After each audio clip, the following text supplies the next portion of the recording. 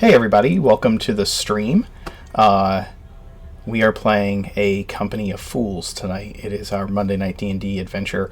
I have a couple of quick announcements. We are doing some work on our wiki. It'll be up very soon. It is almost done. If you are one of my players in any of my games and you still need to get the guys who are working on the wiki information on your character, please touch base with them and they will help you out.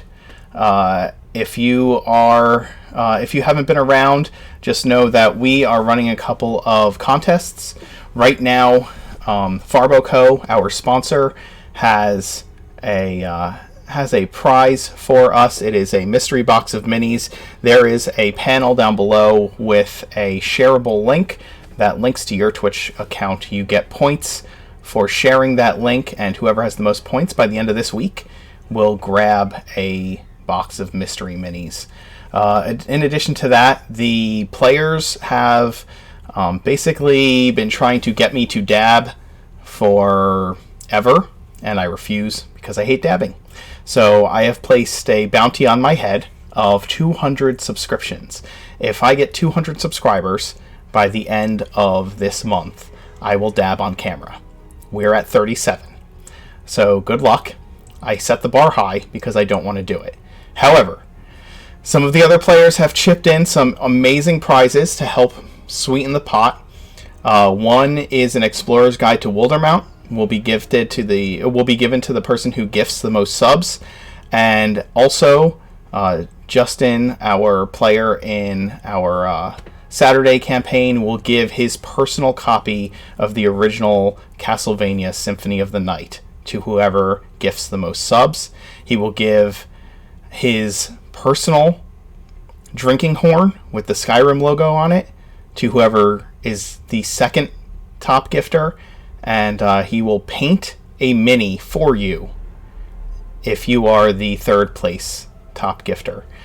So continue being a part of those insane challenges and contests, and support the stream. Without further ado, we're going to get started. I'm just going to have the players introduce themselves and their characters, and we will get going. Hi everyone, I'm Dio. I play Sparks, an arcane trickster rogue who also likes to be a merchant. I'm Stu. I play Gaz, a half-orc Oath of Redemption paladin who has recently been promoted to commander, and he's still trying to find his footing in that role. My name is Brett, and I play Spectre, although that's probably going to take a little time to get used to. And he's just a big, punchy orc boy who recently joined the Legion. Not with us this evening is John. He plays Broker, the resident spy master and mastermind rogue of the Legion. He will be joining us again next week. But for now, when we last left off, the Legion had finally left Ravenreach to head home to Grovhaire. They have about a week's worth of travel by sea to get there on Captain Card's skiffs. As they travel the ocean, this caravan of ships that carries the last few members of the Legion. The sailing has gone smoothly so far over the last couple of days of travel. The skies have been clear, and you find that the bob of the ocean is a reminder that not all things are tumultuous, as you've encountered some dangers along the way so far.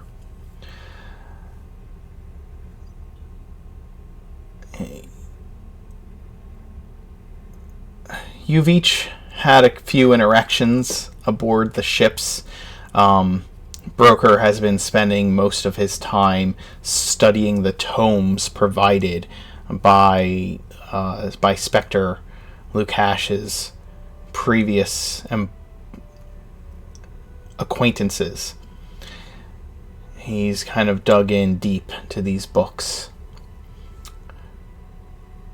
Silver is getting used to the idea of being a captain of the Legion and has been kind of making the rounds to his old members of his pinion, and kind of getting used to the idea that he has a whole lot more responsibility now. Gaz, you've continued to spend your meals with Agranak, but you've also been dealing with men and women of the Legion approaching you at random times, asking you questions that you're not sure you know the answers to yet.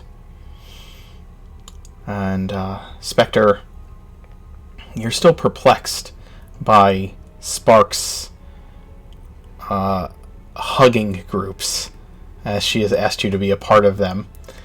And you're standing there wondering exactly what you've gotten yourself into. And you guys continue to sail. Card is on the deck of the ship, piloting, which he does often. And the winds are favorable this afternoon. Did we disseminate among the rank and file the situation in Grovhaire? I don't know, did you? Would you have? Probably to conclude the officers' meeting, inform all of your men that the situation, about the situation in Grovhaire, where the king has died. We will make sure they get paid, hook or by. Okay, so they've been made aware that the king is dead, and that you are planning to make sure that the transition to the new regime goes smoothly for the Legion. Yeah. Okay. They'll fulfill their obligations, because that'd be a hell of a slap in the face for us to get there and then they fight. Yeah, absolutely, it would be. So you've made the necessary announcements. What are each of you doing aboard the ship this afternoon as it sails?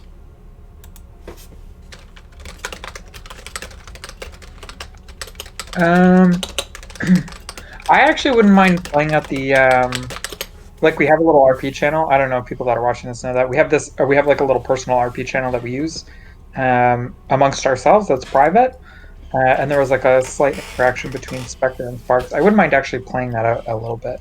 Absolutely, go for it. Yeah, if you're down, Dio. Hi, Spectre. I was wondering if you were interested in volunteer doing some hugging. And when she approaches him, Spectre is kind of like leaned over the rails. He's just kind of like looking out over the ocean. He's enjoying a cigarette. And he kind of like glances over at her a little bit. Yeah, you mentioned that before, and I'm not gonna lie to you. I honestly thought it was a joke. Oh no, I take that very seriously. Okay. It is. I gotta say, I'm a little baffled by this whole thing. I mean, don't get me wrong. I think that people need affection. That's the thing that just being a person generally requires. But you yourself don't really seem to lack touch or to be touched. Well, yeah, I it's because I cannot touch other people except my parents, that I understand and appreciate how much a hug or some affection can help people. So it's the Legion has been in rough times, and I think, well, as a captain, there's not much I can do for them, and helping like this, maybe it's something that helps them. And I have received from the people that actually agree to volunteer giving hugs positive feedback, and some people have actually come to me and say that they're grateful and I know that many people don't like Yeah, helping, but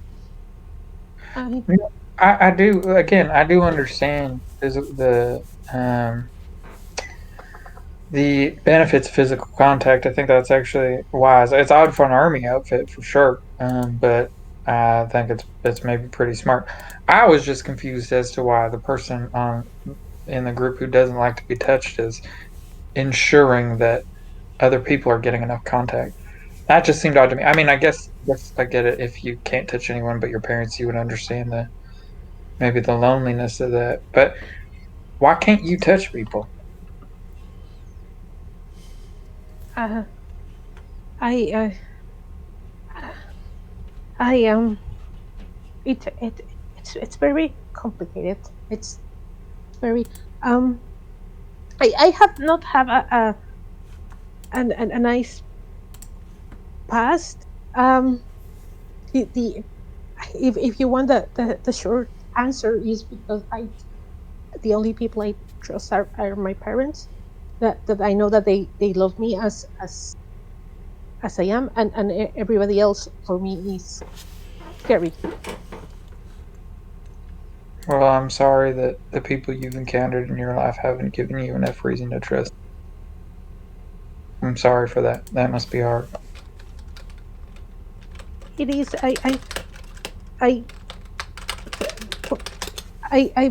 I I have encountered bad people, but in the Legion I have encountered good people, and it's it's.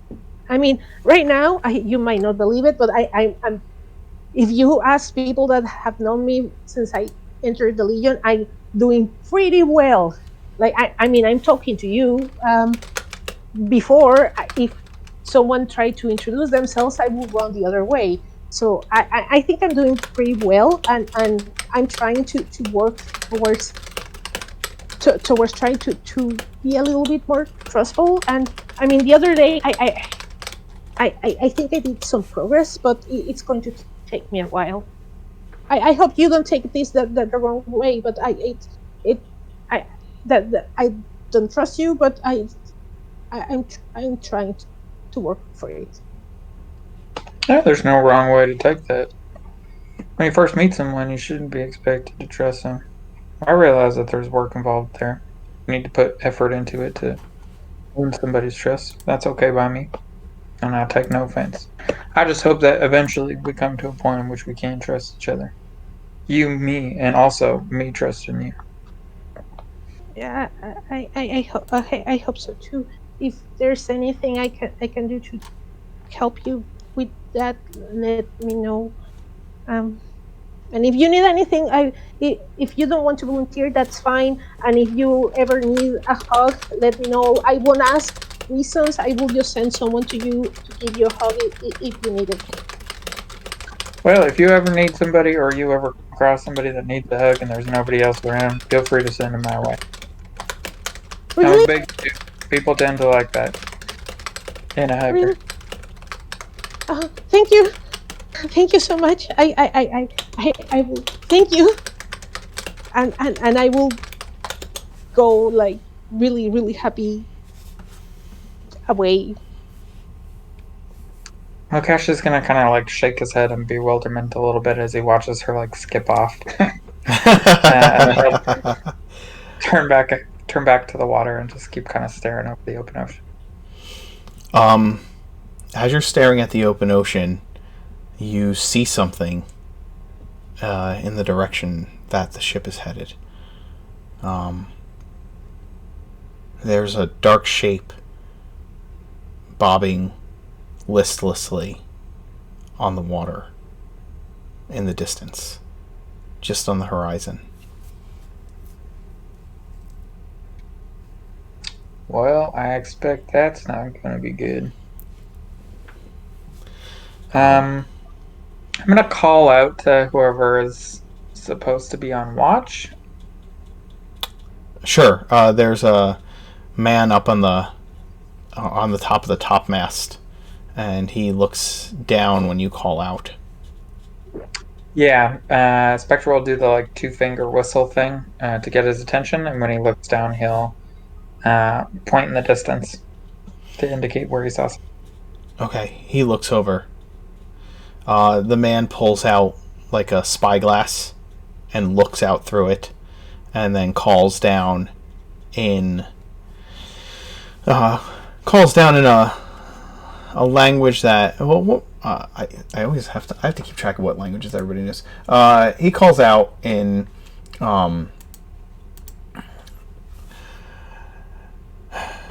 he calls out to Card that there's a ship listing on the water.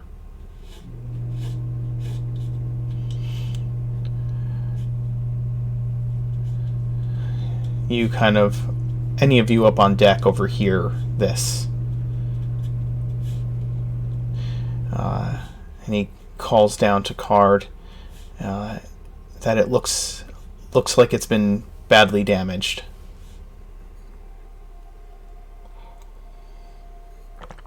As you begin to sail closer, you can start to make out the outline of what looks like a trade vessel that is taking on water. The hull is severely damaged. The closer you get, you can kind of see more and more about it.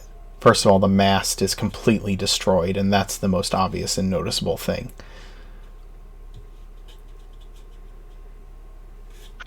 Captain Card, you ever see damage like that before?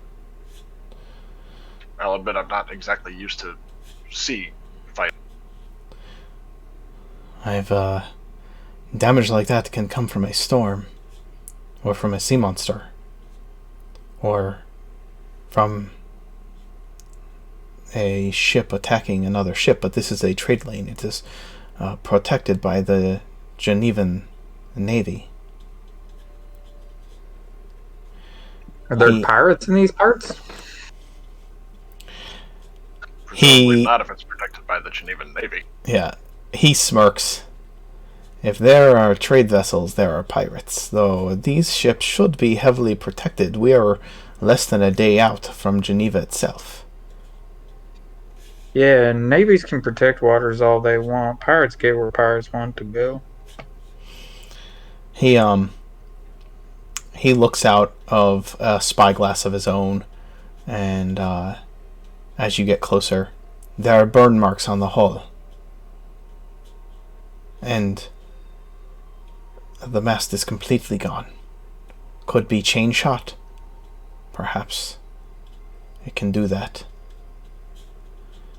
Although, there's only one navy I know of that uses cannonballs. I've never seen a ship outside of Grovhaire fire a cannon. Most use ballistas. But burn marks like that I've never seen on a ship. At this point, I'm kind of hoping it was a sea monster. Should we go and see if there's anybody left there that we can help? Captain Card, you're the captain. He looks out through the spyglass. Oh,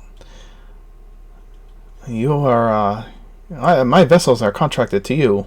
Take a look, and he passes you the. He passes you the spyglass, Gaz. I'll take a look. The ship is sinking. And you hold the spyglass the wrong way at first, and he turns it around in your hands. No. You look through the small end. You can go ahead and roll your perception check again. Actually, I'll just take your passive. You don't have to. Well, that's fine too. You look through the spyglass, and as you look over the deck of the ship, you see a couple of sailors waving what looks like whatever piece of cloth they could have tied to a board, kind of waving it at Card's vessels. There are a couple of survivors. Let's go pick them up. As you say.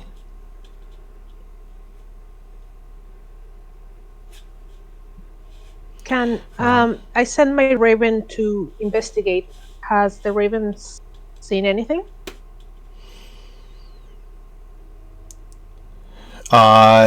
You send the raven out to fly over the ship, and the raven sees these two survivors kind of on the rail as the ship is slowly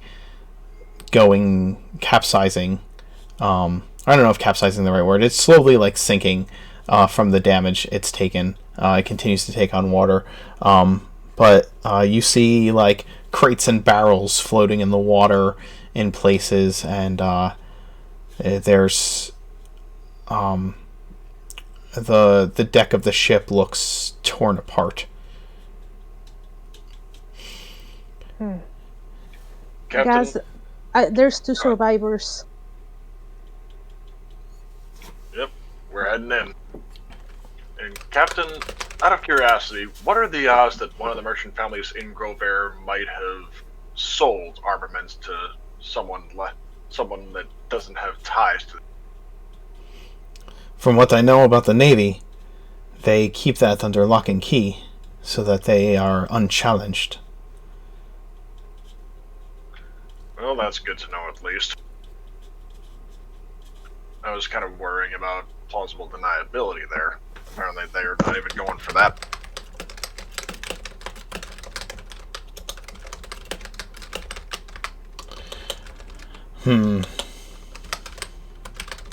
Perhaps. Perhaps you are correct. Well, hopefully the survivors have information for us. Yes, let's. And you guys, I mean, you can't exactly make the ship go faster. So you eventually arrive at these... the one guy can below deck. Sure, that's true. At least this vessel that he's on, he can cause the wind to pick up for you. So Card calls out Topaz to come and fill the sails, and you speed towards this destroyed vessel. As you approach it, the two sailors that are left on the deck seem incredibly grateful. You see no one else on board the ship. And let's get some food prepared for them. And water. Definitely water. Card kind of smirks. You are very generous. Some of his men, some of the sailors and the soldiers help these two poor souls on board. They seem completely frazzled.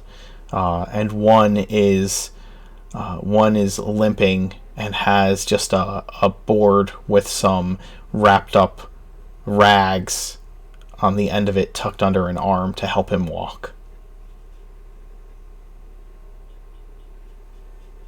Doing 5 points of that right off the bat. The healing power of your lay on hands washes through the injured man, and he kind of kicks his leg out and moves it all around to see if it is to see that it's working right again. And he says with an exhausted and relieved tone, "Thank you. Thank you so much. Oh, we are safe." I did an insight check to see if they're actually people that been attacked, or they might be maybe not the attackers, and also what type of people are they. Okay. Go ahead and 25. Yeah, absolutely. You look them over and they look like sailing men. They have all the trappings of trade ship sailors. you would know what merchant sailors look like from your time in Ravenreach and growing up around your parents who are merchants and their interactions with many captains and seamen. They do look incredibly stricken and frazzled. You kind of wonder how long they've been here and why they're the only two left. But And that would be Yaz's first question in terms of how long they've been stranded there. not long. Few hours. Ooh, Ship. a rough go of it. Ship came out of nowhere. Tore us apart. They didn't even take anything. Was she flying any colors? No. And the markings on the ship. I've never seen that type of writing before. Any chance she could replicate it? I could try. They didn't take anything from you? No. They didn't ask you anything? They didn't engage at all in any way? They didn't even come near us. They came out of nowhere. So not even pirates. I was below deck. I heard somebody shouting up above. What is the point of sinking a ship if you're not going to take the items and you don't care if anybody knows that you did it? What's the point of that? Could be disruption. Yeah, but one merchant ship ain't going to do shit. They might not be the only ones. Yeah. The one actually- who was injured says, we were going down pretty fast. Really fast. The whole ship. I have some talent with magic. I was able to use it to stop up a couple of the spots where we were going down. That is until a beam fell on me and broke my leg. Quick thinking. Yeah, good job. Hey, what were you guys carrying?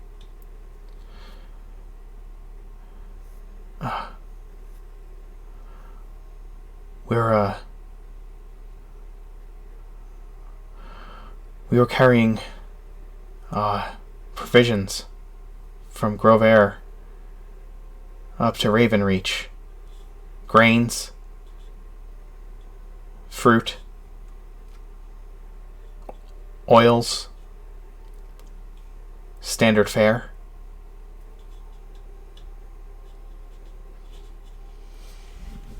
I will insight check that.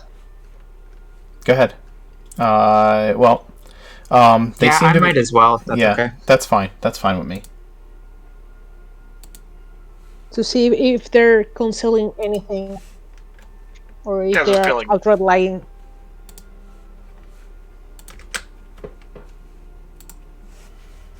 Yeah, 18? Gaz wouldn't roll.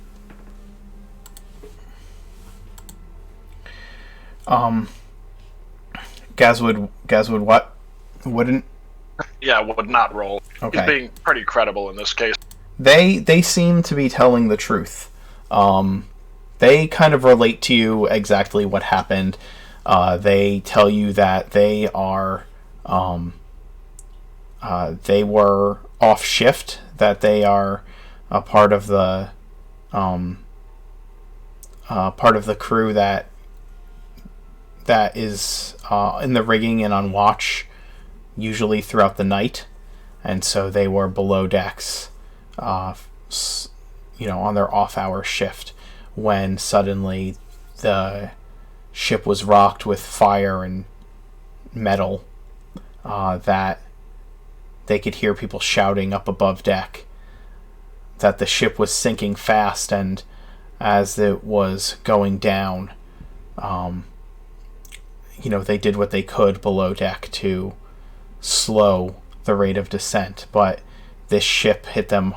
From what they could see, as the one went up on deck, the ship hit them hard and fast, and as soon as it looked like the ship was going down in the water, this vessel took off.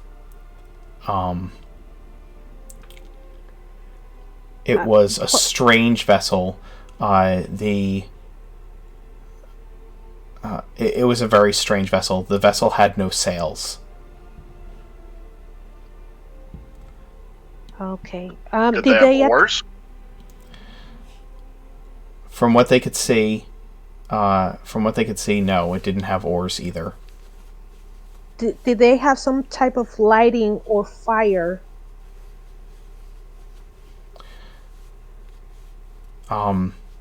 Again, like the guy said, the one sailor says that by the time he got up on deck and the ship was going down, that this vessel just was almost gone. It struck and left. Okay. And it attacked at night? No, you're in the middle of the day. He says that it attacked suddenly. It just attacked suddenly. It couldn't have been more than a couple of hours ago. Okay. Did the one guy have any luck trying to transcribe the symbology on the ship?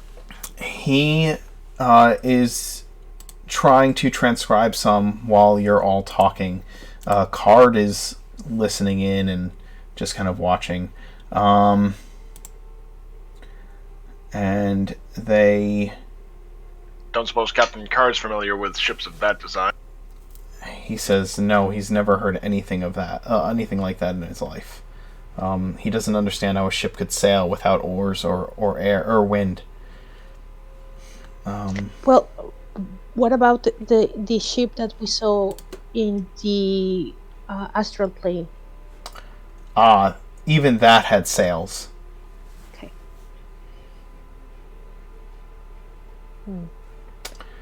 Let's see. And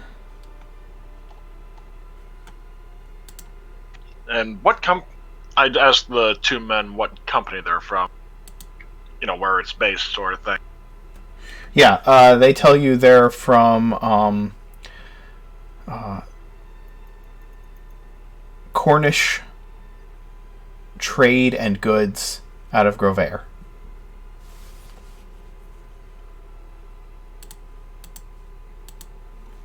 I'm sure you're familiar with Grovhaire's navy, then. Talking to he the nods. two men. Yep, they nod. Absolutely, we are. Did the arsenal they use resemble Grovhaire's at all? They look at each other, and the one turns to you and says, "I didn't see any cannonballs." So it's an unknown threat. Did you heard any cannonballs? We heard explosions. Was the boat that attacked you, was it made of wood or metal? The one who had run up on deck and seen it says, "I think it had both." As he finishes drawing out the marks on the page,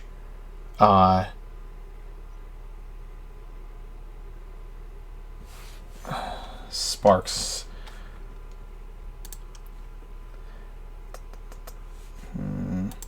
I'm going to send you a message.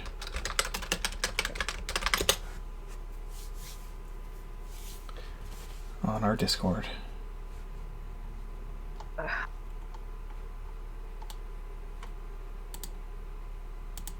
Okay.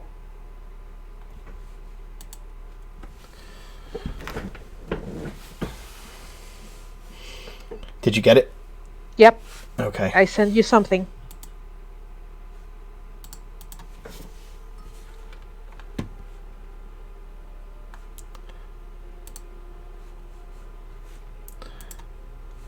All right. And you didn't. And I will ask the guy that saw the ship. And you didn't saw any of the of the people that was handling that ship, right? No, no, I didn't see anyone. It was too far to see by the naked eye what was going on their deck. I saw some kind of movement, but I couldn't really make it out. Okay. Okay. Sparks is really, really pale, and she will try to talk to Gas, and Gas, can I bother you for a second? Of course, Captain. Oh. Men, make sure they're well fed. They've been through a lot, and we owe them thanks for informing. They go ahead and take the men below deck to get them some food. Not with that grenade, I'm assuming. No. Or to where they take them where the mess it would be to get them some food. And before we go, I will tell Captain Cart. I think it is wise for us to try to move away from this place as fast as we can. He Wow, what's wrong? looks at you sideways. I think you might be right by your tone. Yes, we need to move. I do agree with your companion here's question. Why?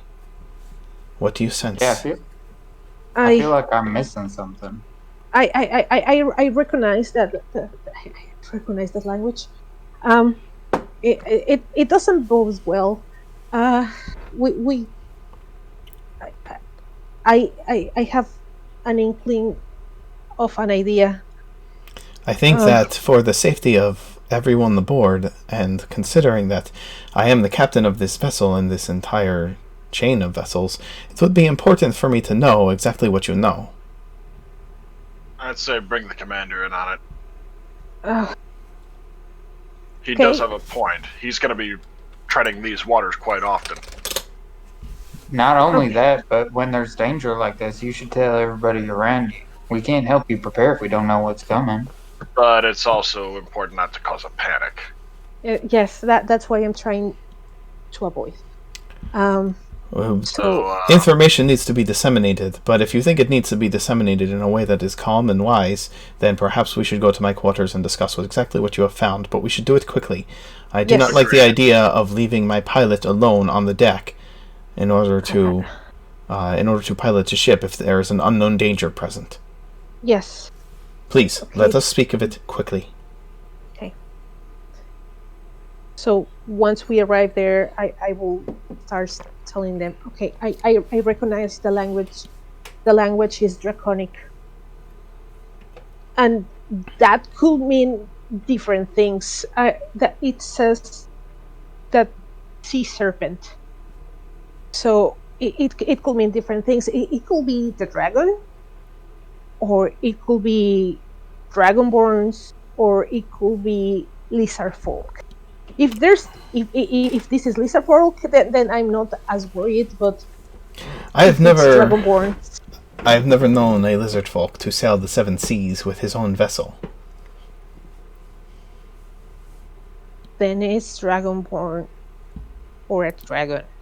So or that's possibly why. there's another dragon entirely operating out here. Yeah, it could be, because it says sea serpent. No, it's in singular, not in plural. So I don't know. I think we should move. Is cannon fire solely for Grovhaire, or do other nations know? No, Asking in character. Right. Okay. Card says, as a man of the sea, the only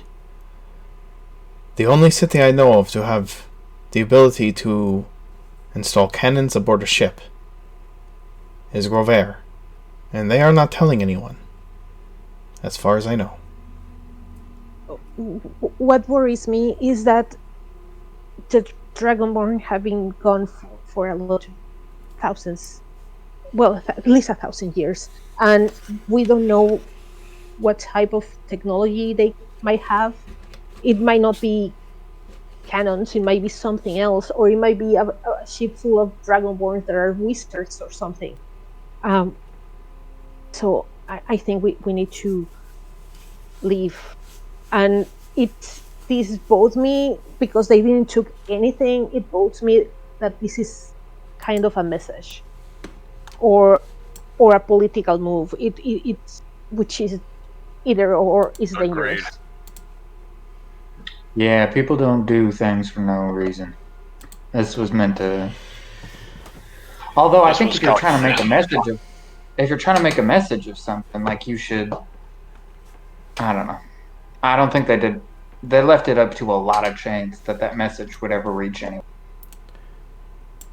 There are other options here that I do not think you're considering. They could be cutting supply lines.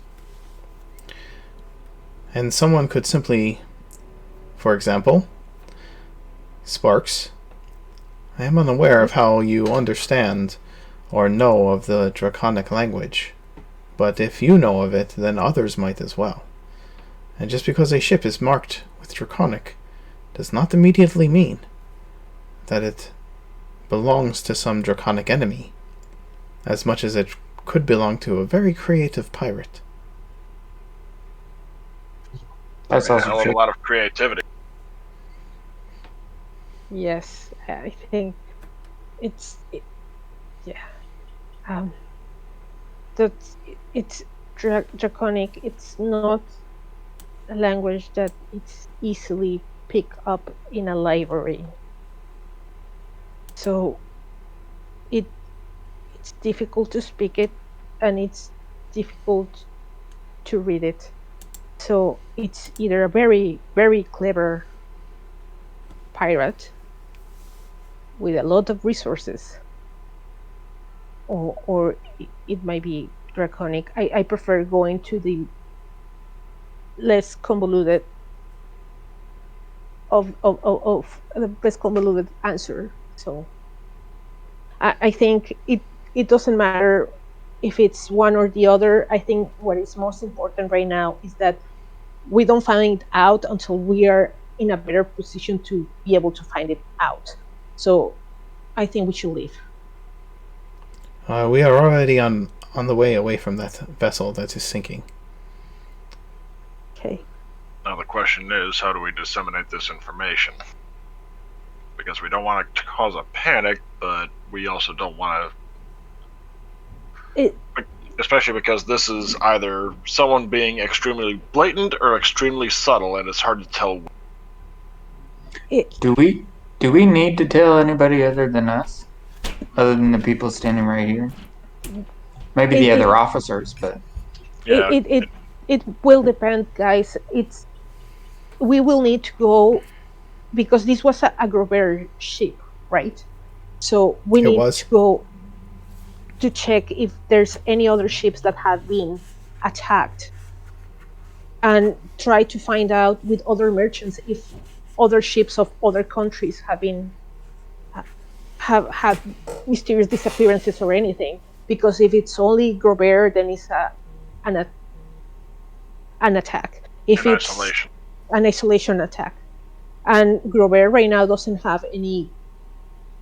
Well, it's not in a position to respond or do anything. And if it's random or if it's different countries, then I don't know. They might be doing it for giggles, for all we know. But Or the frame Grovhaire is the target. Yeah, it could be, because it's too much of a coincidence. Well, in that case, they wouldn't have sunk a Grovhaire ship. But Captain Card, is there any way to inform the city of Geneva? From here? Not unless we run into one of their vessels or sail into their port. Well, I guess we can try and keep where it's most heavily trafficked and hope we pass by another vessel to let them know. Is that the best course of action, though? And I'm not saying. Well, we don't have to. We don't have to describe everything, but we should at least let them know that there was a boat that got. I'm not saying not to disseminate the information. I'm saying if it's the best course of action to be where everybody knows the ships are going.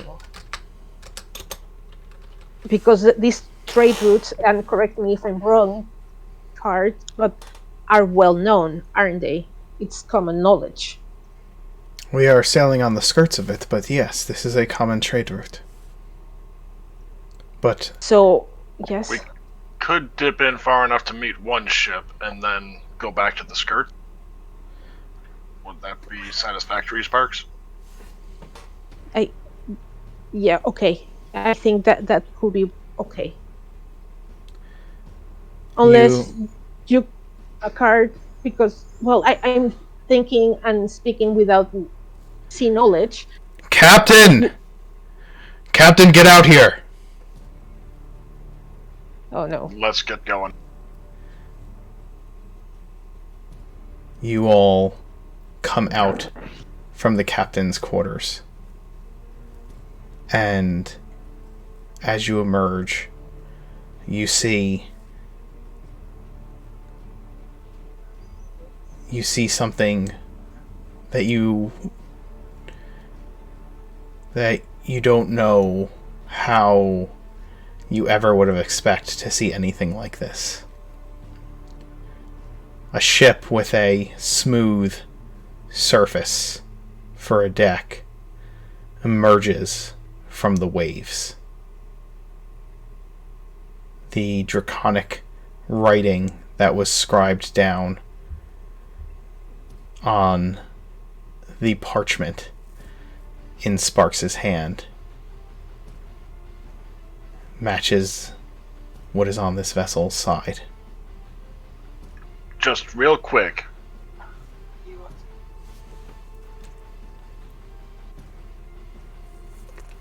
Sorry about that. I telepathically tell Urag about what's going on above deck, and basically get her to get Agranak free, and inform him what's going on, because this is gonna be it's gonna be in his interest to help us out here, I think. Okay. Captain Card starts shouting orders as soon as he reaches the deck, and there's a sudden blast from this vessel. A section of this wood and brass covered ship opens up on the side, and there is a blast of fire that lances out towards your vessel. Why don't we all roll initiative? Yeah, I did not expect this. And you we weren't going to have a combat.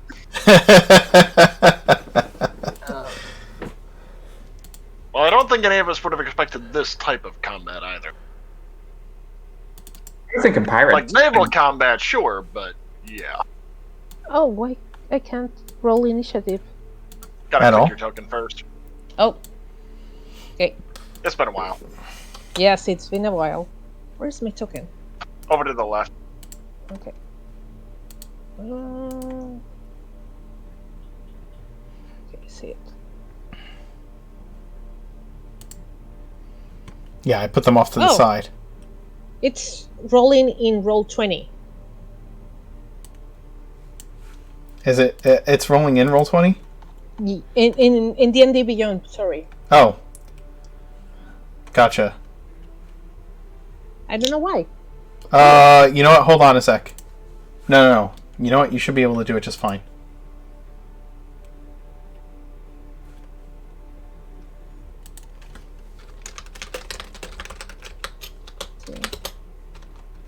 Nope, it's rolling the dice.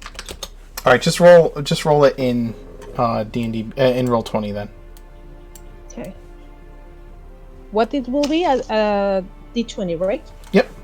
D20, and then just add your initiative bonus to it.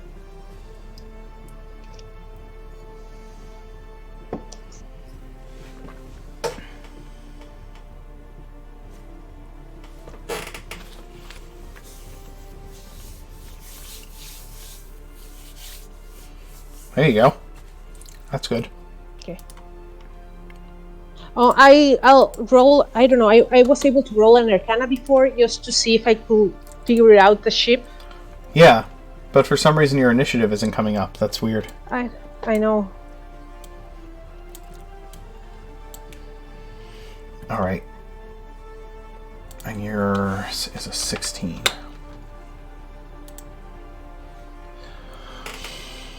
As I said, this vessel, it opens up a series of a series of compartments on the side of this ship that is risen up, and you can see it's this.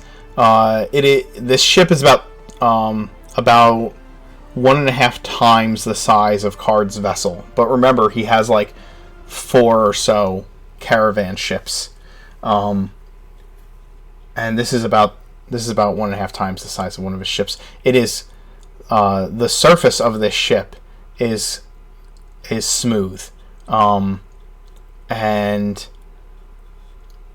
you just see a few, maybe 5 or 6 feet of this ship above the water, and these compartments on the side open up, and a blast of fire explodes from one of these compartments towards Card's ship. You see Topaz is out on the deck still from having helped the ship move faster, and you see him immediately blast a gust of wind into the sails, pushing it just out of the way of this blast of fire. The deck of this ship does not have a railing. There are no masts. There is what looks to be a pilot deck at the back, similar to most ships that you've seen sailing, but even that is completely smooth. You see no pilot, you see no people on top. You just see in this pilot deck, you see glass windows. The entirety of this ship is perfectly smooth, seamless wood with brass kind of reinforcing that is made to look incredibly regal and very detailed and almost decorative in a way. The front of the ship, the bow of the ship, is curved and comes to a thick brass,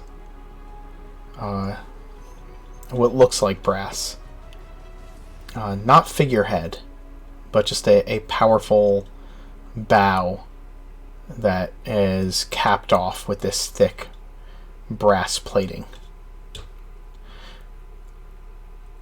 There's no opening in the brass plating, is there? In the front? Yeah. No. Okay.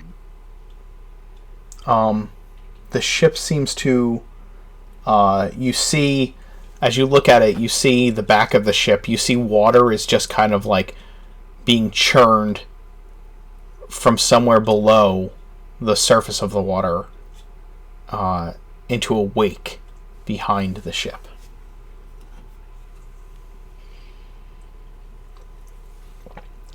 And so it's using water to propel itself. Is what it that's what you can see. Okay. Or they might have someone like Topaz aboard.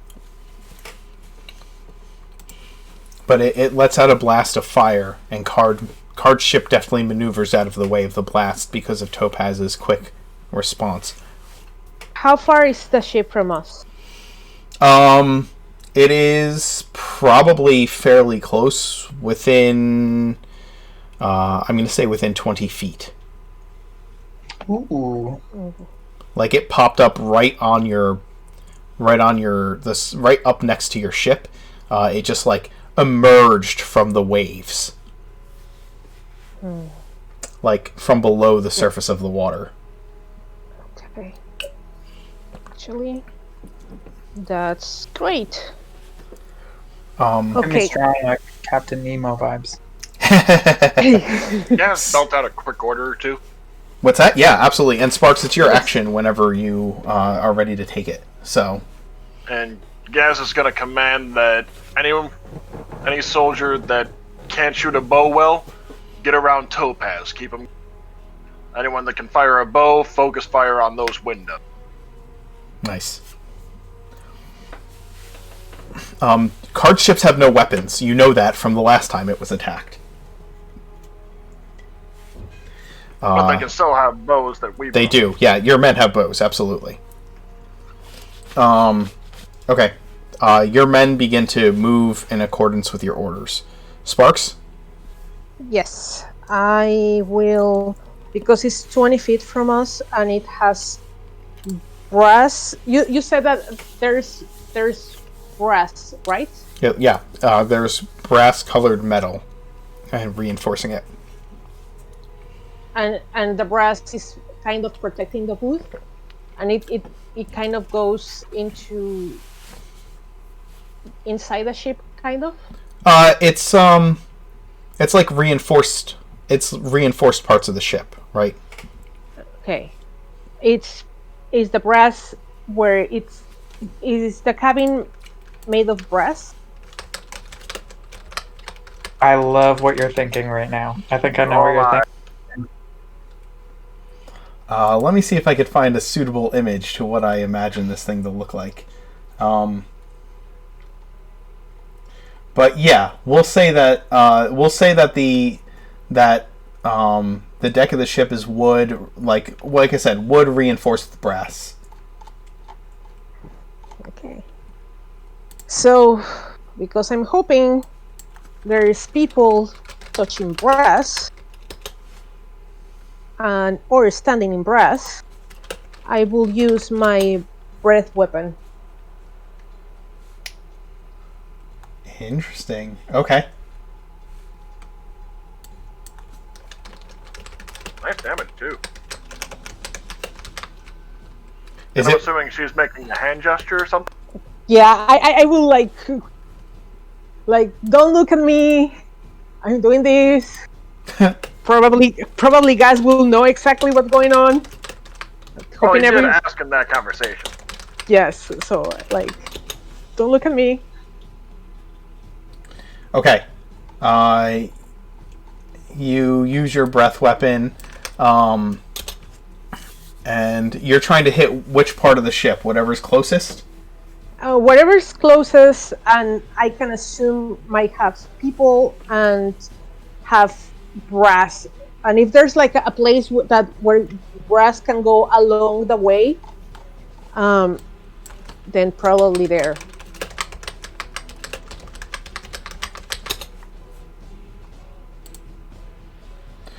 All right. You fire your breath weapon at the ship, and you see the lightning crackle across the brass parts of the ship all along its edges. You don't know what the response is on the inside, but you can see singe marks from the lightning upon the ship.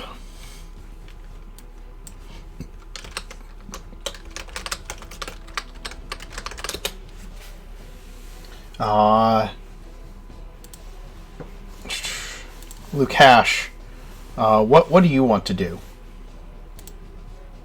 So there's nobody visible on the surface of the ship, correct? Correct. Yes. Yeah. Essentially, we're talking fantasy submarine. Yes, we are talking fantasy submarine. Absolutely. Not essentially. That's exactly what we're talking. Can I see any hatches or any I know Lukash wouldn't know to look for this, but you know how there's the big wheel that you spin to open the hatch to get into a submarine in movies, maybe not in real life. Basically imperfections on the hull. Yeah. You're just looking for if there's a way to get inside this vessel from the top. Yes. and I'm going to say, what's your passive? 17. Okay, yeah, you absolutely can see a way to get inside of this thing. Yeah, Lukesh has a really high wisdom. Okay, I want to run along our boat until I'm as close to that on our boat as I can be. And then I'm going to use a bonus action to manifest my echo 20 feet away on the ship, like right by where the thing is. Okay. You manifest your echo close to this hatch and across the ship. And I want to use my action if I didn't have to use my action to dash, did I? I'm going to say no. No, probably not. The ship's not that big. The ship you're on is not that big. Cool. Okay, then I'm going to use my action. Can I use my attacks to see if I can get him to open the thing? Sure. That's what I would like to do. All right. Go ahead and make a strength check to get the hatch open. It's not an easy thing to do in haste. Like athletics. You can use athletics. Okie dokie.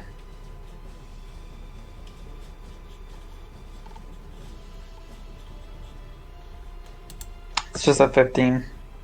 That's enough. He gets he like pulls the hatch open. It's this heavy brass hatch that has exactly what you imagine a kind of a wheel-shaped crank on the outside, and he's able to pop it open. Rad. That is going to be my turn. Okay. Gaz? Have they made any progress with the window? Your men shooting into this... Yeah. I'm gonna say that they have not yet. They've been firing arrows in the direction of that hatch that opened up. The arrows firing at the windows of the like the pilot deck seem to simply be snapping as they hit it. How close is Urag to me? Like, I did tell her before we even came out of the cabin, like, get Agranak as loose as possible and come up to the deck. Would she allow Agranak on her, or no? Yes, she would. Okay. Then her and Agranak come up to the deck of the ship right behind you. Her action was probably to get him untied, and then they pop up onto the deck. Okay, so I'm probably going to have to hold it till next turn, but I'll get him off of Urag and hand him my axe. Okay. We're under attack. Protect against borders. Sound. And insight check as I'm handing him my axe. I'm trusting, but not stupid. Yes. Awesome. He says to you as you give him this look of suspicion while handing him the axe, if you do not trust me with a blade, don't hand me one. But I value my life. I am not a fool. Good to know. And unfortunately, I think I might be. Because after handing him that... Oh, this is going to be stupid. I'm going to try jumping off the ship and onto... Amazing. Okay, I'm going to scream, Kaz, what are you doing? You're the commander! Give me an athletics roll, man, as you jump the chasm. Can I choose to spend inspiration after rolling, or do I have to do it before? I would generally prefer you do it before. I think you have to declare that you're using it. It gives you advantage on the roll, so normally when you have advantage, you roll it all at once. Oh, of course. Woo! You kind of take a running start and leap at this vessel. And you kind of land with a huff on the deck of this ship and roll up to your feet. Spectre Where lets am I out a standing? low, appreciative whistle watching that incredible jump. That was a 20-foot jump. Yeah, it was That was it was insane. a crazy, insane jump. And for But- added effect, Cloak of Billowing is bonus action. While glaring at the glass pilot deck and commanding them, leave our ships alone. Nice. Can I do Intimidator now? Probably not. You can't actually see what's on the other side of these windows. There's kind of the glare of the sun coming off of them. But you stand on the you're standing on the deck of the ship after this incredible jump, and I kind of imagine that like with a jump that far, you like get this running leap and jump off the rail of this ship. I kind of want to say, even with the athletics check, you cut like a rope of the you cut like a rope as you run with the Sword of the Legion, and you swing across onto the deck of this ship and kind of roll up into a stance and point the I kind of see you pointing the blade of the Phoenix blade at the window, your Cloak of Billowing behind you as you make this declaration. And telepathically telling Urag to kind of relay to Captain Card to try and keep our lead ship as their target and get the other ships around us so they can... If he hasn't thought of it already. Right. Okay.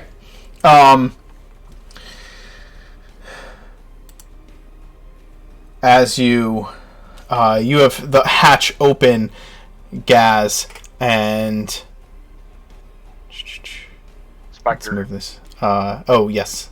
Spectre, you have it open. Gaz, you're standing there pointing at the windows of this pilot deck, and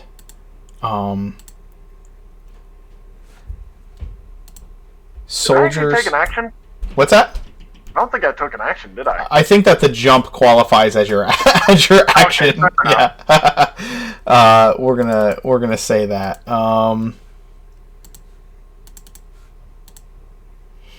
Okay.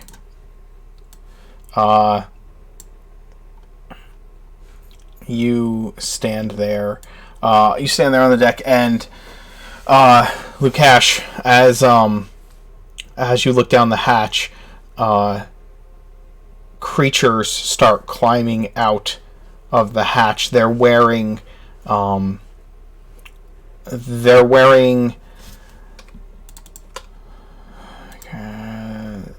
hide armor. It looks like this scaled hide armor, and have heavy hide masks, helmets over their face that cover their face. They're made of like of these giant lizard skulls, and covered with this scaly hide that kind of drapes down over their face. And the eyes, these reptilian eyes, look out from beneath these skulls at you as they climb out. And each is carrying a wicked-looking axe. 3 of them climb out of the hatch to assault you. I'm going to say that your Echo doesn't take attacks of opportunity, correct? He does, yeah. He can. Oh, he does. Okay, so yeah, he can get an attack of opportunity on the first one as it kind of comes up out of the hatch. Sure. So as soon as it pops into the open, I'm going to take the swing.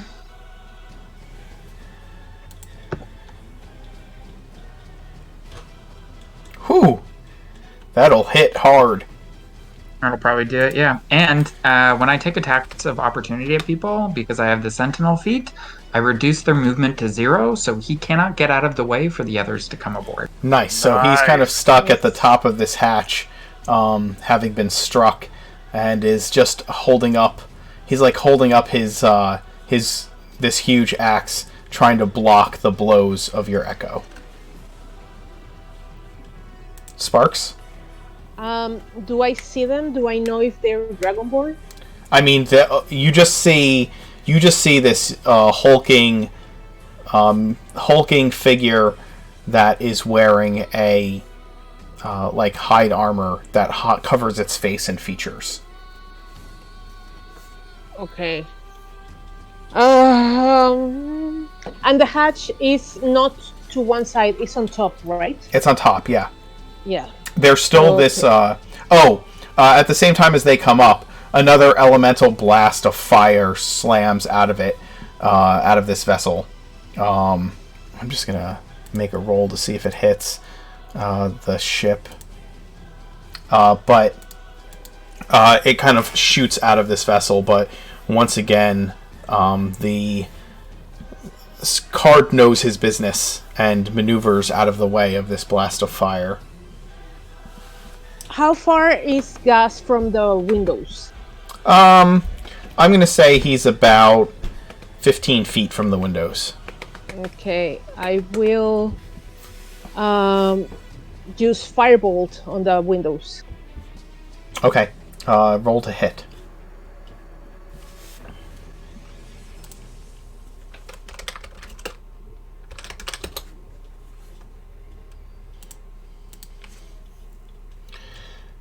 All right.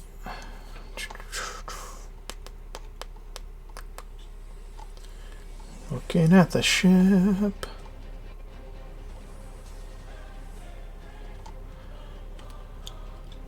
And I will. Did we hear what Gas said? Or are we too Sure. far? You heard. You Okay. can. I think you could hear him. He's pretty loud when he's Okay. commanding. I will scream at him. You don't even know if they speak common. And I'm repeating Can in I- Orcish. facepalm. Can I try to jump or no? Because that's an action. You use your firebolt as an action. I think that if you try to swing over to the other vessel, it would be an action to do that. Okay. Yeah, that's because you fine. have to. You're trying to, make it judge the distance and actually jump across. If it was, it takes effort. So I'm going to say it's not as easy as just, interacting with an object or normal movement.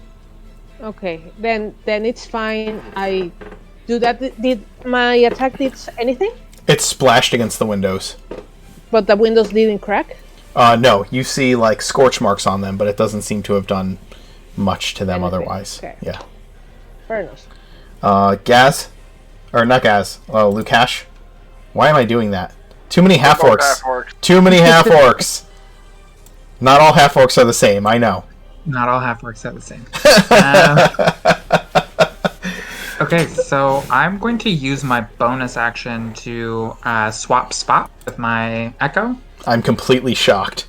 Actually, yeah, I will do that. I'm going to use my bonus action to swap spots. So, when Lukash was running across the deck, his Echo usually manifests as this kind of gray smoke that drifts out from him and then solidifies into a copy of himself. Sure. And then when he swaps spots, Lukash himself turns into gray mist, and then it re-solidifies into his Echo, and he kind of takes its place. Nice. And he's going to whack at the dude blocking the hatch. Sure. Give me some strikes. Nice. Consistent 25s and 12 damage. That's interesting. 2 in a row. Well, I remember last time mine was my roll 20 was locked into a number loop, so we'll see how this one goes. Yeah, we'll see how it goes. So, yeah, absolutely. All right, so your first strike goes down into it, and so does the second. You just hit this guy hard 2 times in a row, and the damage is once again 12. Yeah, but it's not locked in a loop because I got a different. It's not. Do you have? Hell yeah. You don't have Great Weapon Master, right? You don't have the Great do. Weapon Fighter. So do you Oh, get so to I get to reroll? reroll for both of those. Yeah, you get to reroll some ones and Sweet. twos. And I technically could have rerolled for the first one too. Mm-hmm. I always forget about Great Weapon. It's the most annoying thing to do in roll 20. In real life games when you have the dice in front of you, it's not a big deal. But in roll Right. 20 where it adds all You have to together already, it's Absolutely, I agree. So that makes the first attack that I did as an attack of opportunity. 5 That higher. makes it 17. Yeah. Okay. And then so that's 5 higher. Yeah. Do all three of those re-rolls now, and then I'll just add it up. So that stays a 2. So nothing changes there. And then the third one. It increases by 1. It increases by 2 because you rolled a 1. Oh yeah, it does increase by 2. Yep. So minus 7 more health to that guy. He is not down. He is taking your slashes in stride. Does he look hurt? Oh, very. He's definitely more than bloodied. As he's taken multiple sword thrusts to the head and neck and shoulders. Okie dokie. That's my turn. All right, Gaz, it is your action. Okay. How far away am I from the glass window? Oh, like I said, you're about 15 feet from it. Okay. Bonus action, Shield of Faith on Luke, or on On Spectre? Okay. Yep. And I'll pop up to, let's see. I had to adjust how many spells I had left. But yeah, I'll run up to the window Okay. and try shattering it with my sword. Go for it. Give me an attack roll.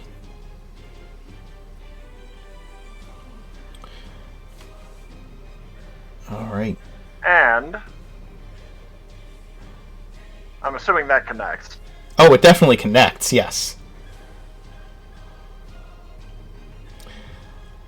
Yes, you slam your blade into the window, and it shatters around the sword of the Legion.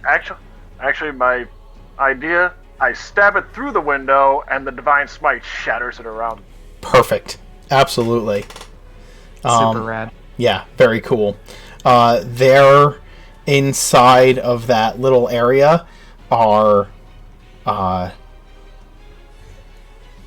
there are several dragon-like humanoids inside the inside the pilot deck of this ship, staring at you in disbelief. Like Sparks has, you don't know how Sparks has I never look. shown you what she yeah, looks true. like. Good point.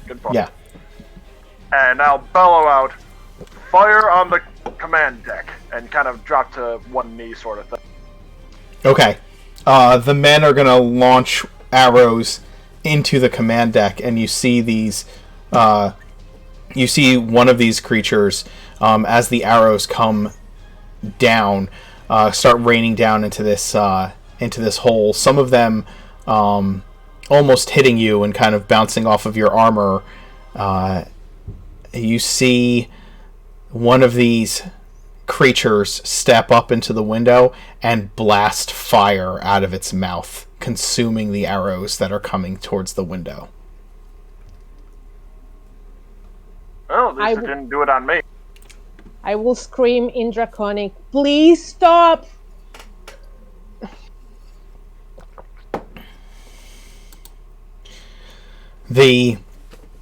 One of these creatures that is in the pilot deck of this ship, Gaz, he calls out in some kind of draconic in his language. He calls out to you. Sparks, it's too far away for you to make out exactly what he's saying. You're getting muffled clips of it. Can my raven be there? Because he was flying around. He was flying around. Okay, you can hear it through your raven then. That's fine. Yes.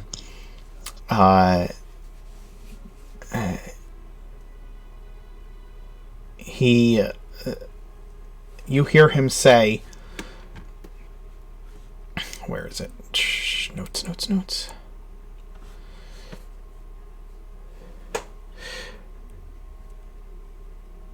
I am Delcaran, captain of this vessel. By order of our dynasties. Stand down.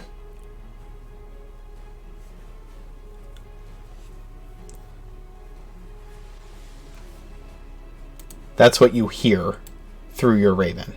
Gaz, Okay. You gibberish to you.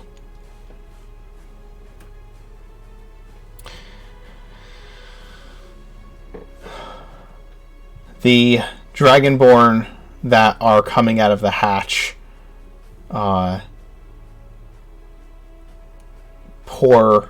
they make their way out of the hatch. They have started to make their way out of the hatch, knowing and fully aware that you are there this time. There's 3 of them that come onto the deck of the ship. The first one of them is going to run over to Gaz and attempt to strike him, while the other 2... I would get an attack of opportunity You do. at any of them that moved past me. Yep, you do. 2 of them will come up and try to put themselves between you and their companion, but you will get an attack of opportunity against... Should they attack first, then he gets the attack of opportunity? Because I was looking at Shield of Faith. You what? Oh, no, Shield of Faith. Never mind. I thought... Yeah, it was Shield of Faith. Let's see, how do I want to do this? I think the way that I would do it is that the first one, knowing that you struck it as soon as it tried to come out, is going to use the disengage action and come up and move towards Gaz. The other 2 are going to come up and try to attack you, Lukash. So the first one, it doesn't matter if he uses disengage, even if someone uses the disengage action, because I have Sentinel. Because you have Sentinel. You are correct. I forgot about that part of the skill. Go ahead. I wasn't aware. Go ahead, make the attack. I did. It was only an 11, unfortunately. Okay, so it still misses.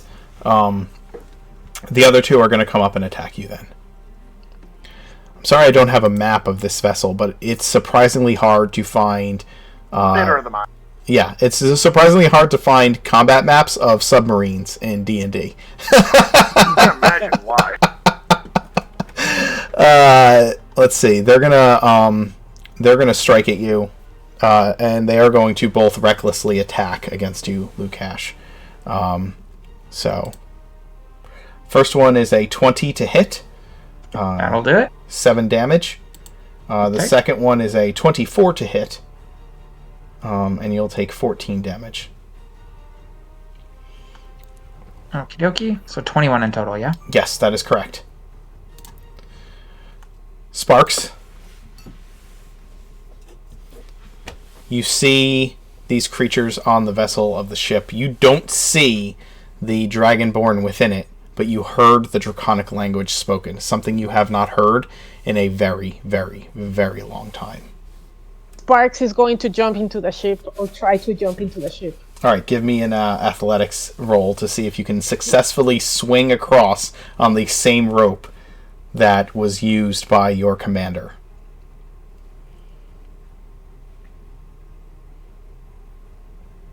Not bad.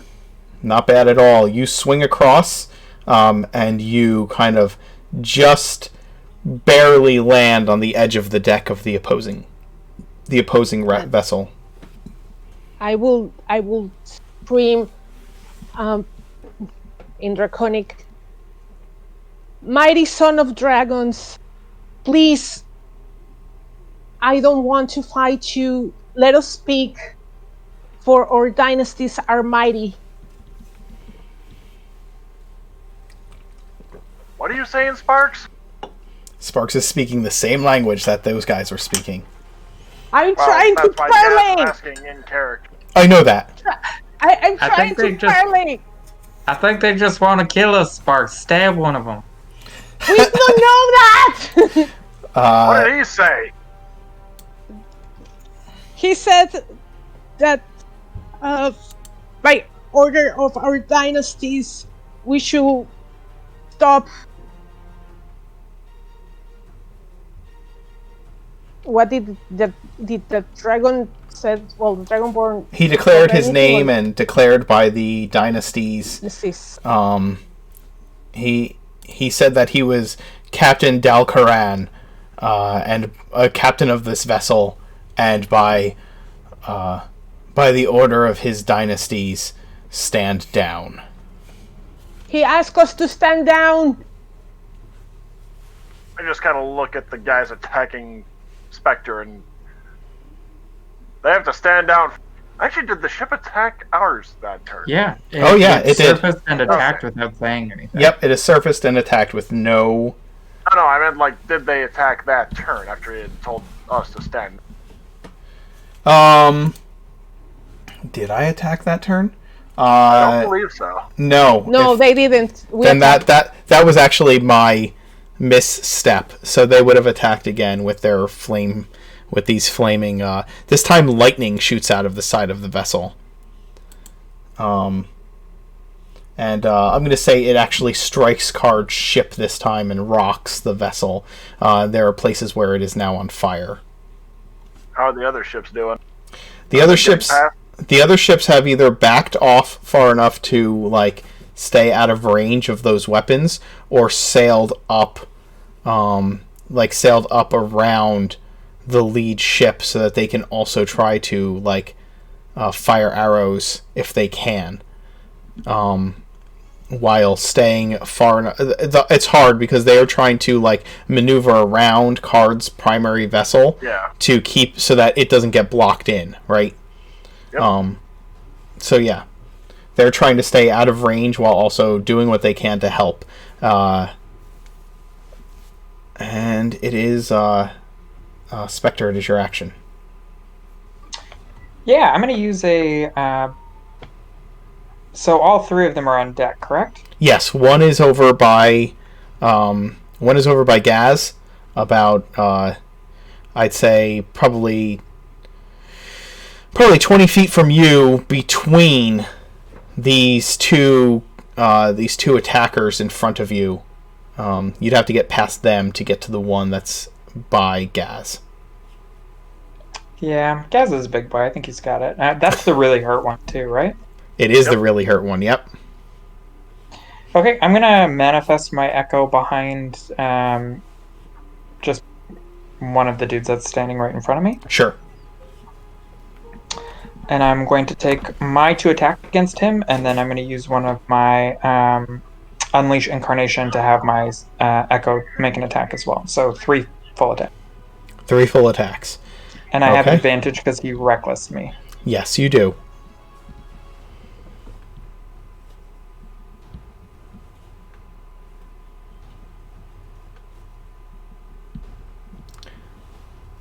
It's a good advantage right there. Yeah. All right.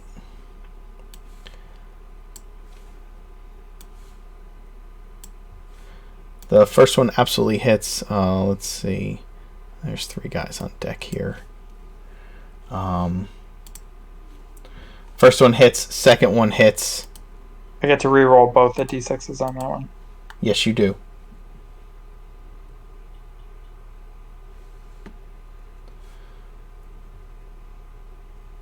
Okay, so that's actually 13, not 10. Okay, so 13 and 13. Yes, sir. Okay. The first one is not yet down, but you do get a third attack, and you get to reroll both of those dice again. Dude, you roll 2 1s and do 8 damage. That's ridiculous. You gave me a +1 weapon, my dude. I That's on you. certainly did. And that's actually 12 damage. 12 damage. Okay. He is still standing. Hardy boy. I'm going to action surge and do the same thing that I just did all over again. It's the same guy? So 2 attacks and 1 Unleash Incarnation. Go for it.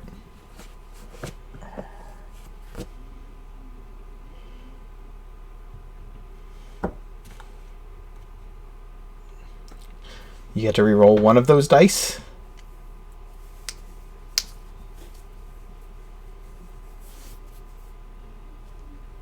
Yeah, that's when Great Weapon Fighter becomes a little broken. That's 15.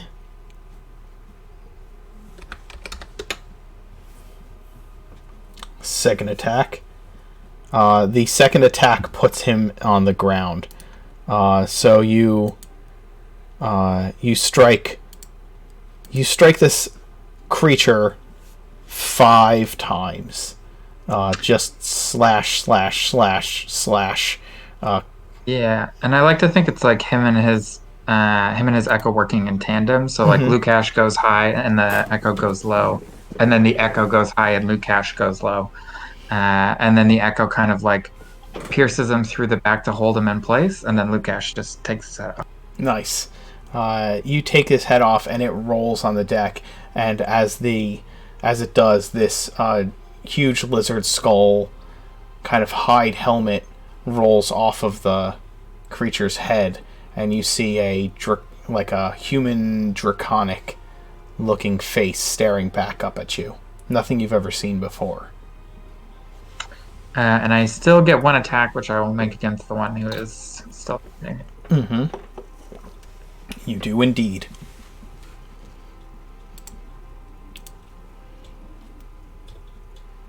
That's the 28 right there. Ooh, whoops. I think I hit that twice by accident. That's the first one. So it's the first one. So the 22 hits, and you deal another 14. You deal 14 damage to that one with a solid slash with Swan Song. The sounds of your blades, like funeral dirge, just whistling through the air. And that is my turn. Sorry to everybody else that it took so long. I think you did the work to warrant it. Gaz, what are you doing? Well, having heard what Sparks translated, he'll hold up his arm with the fist of, or sword of the Legion in it. Hold your fire unless they attack again. Sparks, translate for me. I will do that. If we stand down, you stand down, and we'll talk this. If you don't, we will slaughter you. He declares intimidation roll. And actually, just a second.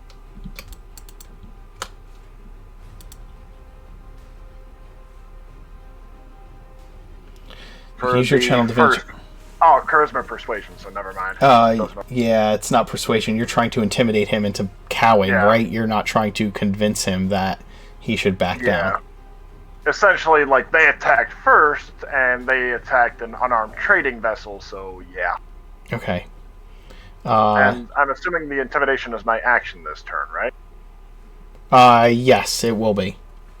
Alright, bonus action on myself. Casting Sanctuary on yourself? Okay. Yep.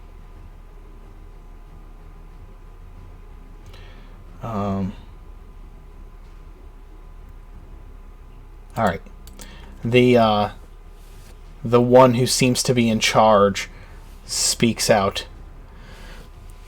You and your vessels will surrender yourself to our superior might, or be destroyed.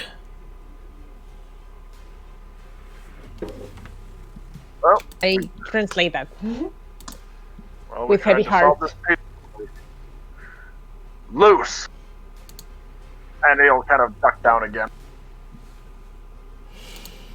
Okay. Arrows fire into the vessel and land all around you, and some through this open, broken window.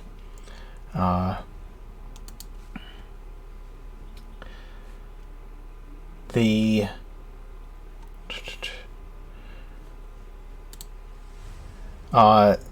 captain of this vessel steps up. Any hit? Yeah, some hit inside. Absolutely. The wounded guy. What's that? They had them fall short and hit the guy that was wounded next to me. Oh. Sure, let's see if it does. Oh, that's the wrong one. There we go. It's gonna be quite a few arrows, I'd imagine. Yeah, it would be. Let's just subtract a percentage of his hit points for getting hit with arrows. The one, the commander of this vessel is like back away from the window, and he kind of steps up a step, and he breathes out a cone of fire at you before stepping back away as much as he can. The one that did it last time, I'm assuming that. No, it's a different one. It's the captain of this ship. So give me a dexterity save. Yay for sanction. Oh, actually, Word creature you with need to roll until against my sanctuary. No, not an yeah. attack technically. It's an area of effect. Yeah. Well, thank God for aura protection. Ow. Ow, indeed.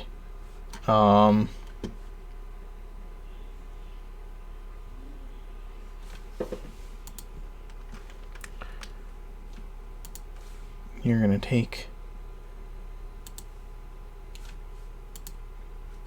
10 fire damage. Too bad. Not too bad.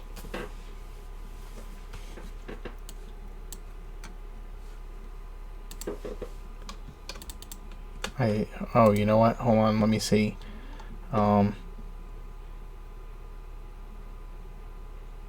Yep, yeah. That is correct. 10 fire damage. Okay. The one behind you is going to make its wisdom save to try and attack you.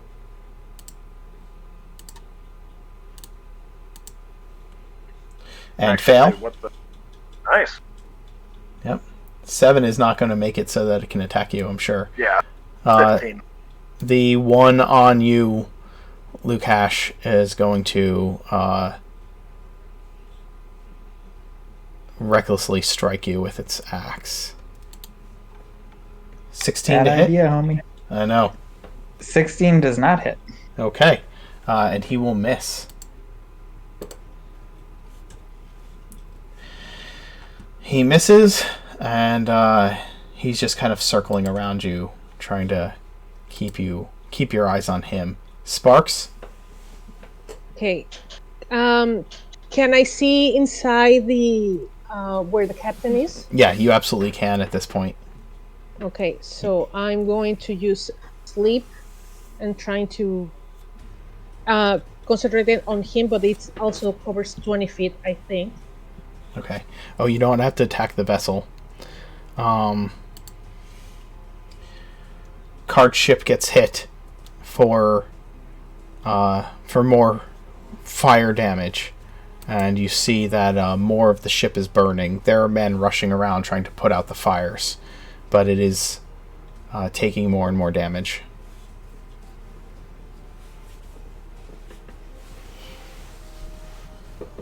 So you use sleep. Go ahead and roll your d8. There. And it's an area effect, right? Yep. Gaz, you watch as one of the pilots of this vessel just kind of like falls unconscious in front of you. So the guy next to me might be next. The guy next to you does not fall unconscious, but one of the pilots inside of the pilot deck of this ship does. It doesn't seem to have any effect on the captain.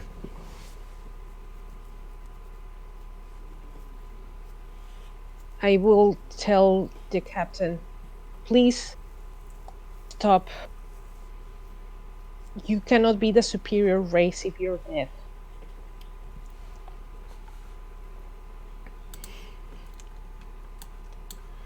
Lukash, it is your action. At this point, men of the Legion are starting to...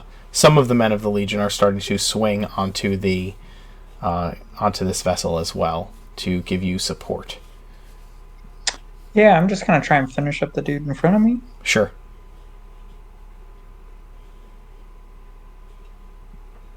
I'm going to say that will probably finish him off, considering it's a critical hit.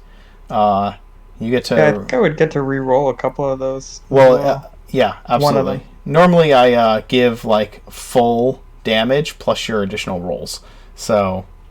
Oh, geez. So that would be 18 plus 14 then. Yeah.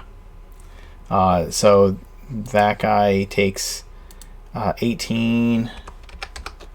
32 damage. 32 damage. Okay, he's actually barely still standing because you only hit this guy once, right? So he's actually has some hit points left. So but you took away more than half his, like 2/3 of his hit points with that strike. I think you get to definitely reroll on that one. Yeah, and that definitely hits. So Yep, that hits.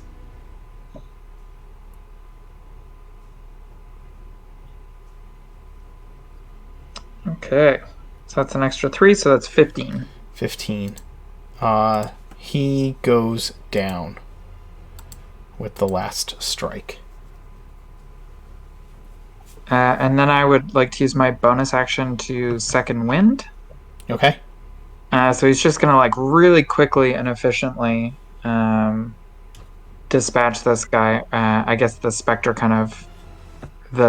his like doppelganger, comes up and kind of like holds his weapon arm, and Lukash takes it off at the elbow, and then takes off his head again, and then he's gonna take a second to catch his breath. All right, and And go ahead. that's what is that?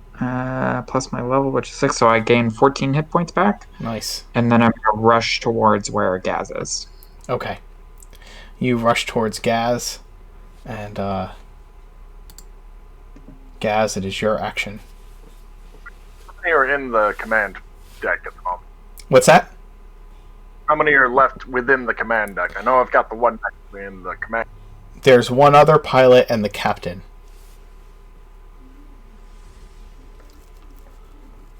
I'm gonna march in, sheathe the sword and march in there. And the one guy I'll have to... Actually, how does that work with Sanctuary? Will he be able to attack? He would have to make another wisdom save to try and make his attack of opportunity. We can try that then. Fails. Go up to the commander and try and grapple him to pull him out of the command deck and onto the deck of the ship. You're just well, you couldn't like reach in and grab him. Like this is I'm marching in and basically tossing him out the window. Understood. Okay, go ahead and make your grapple attempt. It's going to be a opposed roll.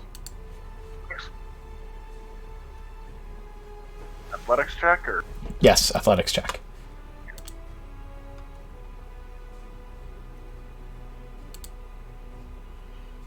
He slips out of your grip in a very sinuous manner.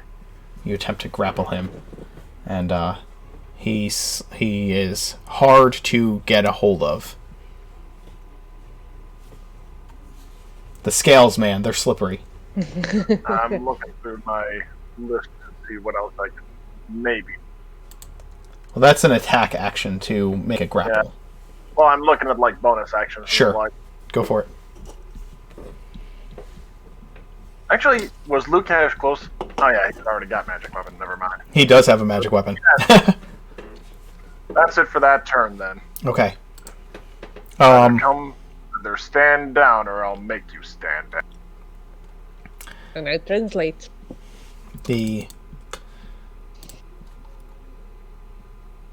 Man, you guys really don't like killing folk, huh? Well, something You're like this. really You know, at the same time, how long has it been since we've seen a dragon? Oh, and Gaz would shout out loose again while trying to maneuver behind the commander. Absolutely. They're firing. They continue to fire upon the ship, but you have men on the ship now. So they're trying to also fire around those men. And actually, when I get in there, can I do a quick little perception check to see like what it looks like in their exits and that sort of... Absolutely. Would that actually be perception or just passive? Just passive. So it's I'm going to say it's like a 15 by 15, or I should say it's probably a 15 foot diameter circular room. There's a and there is a like a ladder going down at the far end of this circle from where you are. Is there a hatch on the ladder or no? No, it's just an open port. Okay, so at least we made it so that they can't subvert. That's very true. At least it's open. Yeah, it looks like an open port.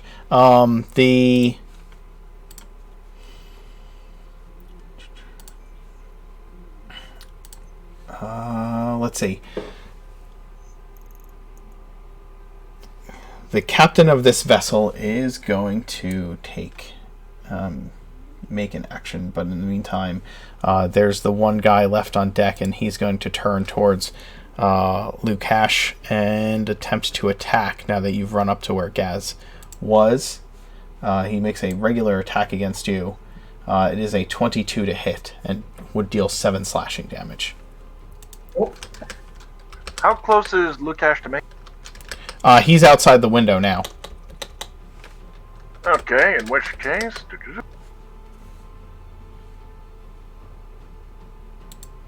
Rebuke the violent. Rebuke the violent. You can cast your channel divinity to rebuke those who use violence immediately after an attacker within 30 feet of you deals damage with an attack against a creature other than you. You can use your reaction to force the attacker to make a wisdom saving throw. On a failed save, the attacker takes radiant damage equal to the damage it just dealt. As you know, wisdom saving throws are not this guy's strong suit. Thus far. 15? Matches. Okay, then he succeeds. Still takes half. Yeah, he still takes half. So, -4. I thought it was 3. Would it round down or round up? I'll be I generous. think it rounds down. I think that's up to you, DM. Yeah, I'll be generous. He takes the 4. Alright. Yeah. I was halfway hoping that he would drop from that. It does not drop him. He still has some hit points left there. Would have been funny, though. It would have been fantastic. Especially, honestly, it'd be sparing him what Lukash is gonna... Alright. Yeah, he is gonna get got. The Dragonborn captain, he steps up to you. You've attempted to grapple him, Gaz, and he exudes a he just exudes an aura of menace. You can sense it as you get close to him, and he strikes with he pulls out a battle axe that is on his on his belt, and he strikes at you. Yeah, and these guys are not within my range, correct? No. These are inside this. He's like inside now. Cool.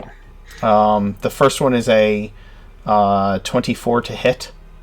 That does. Okay, and he's slashing with 2 hands and does 12 damage to you. And then he makes a second attack.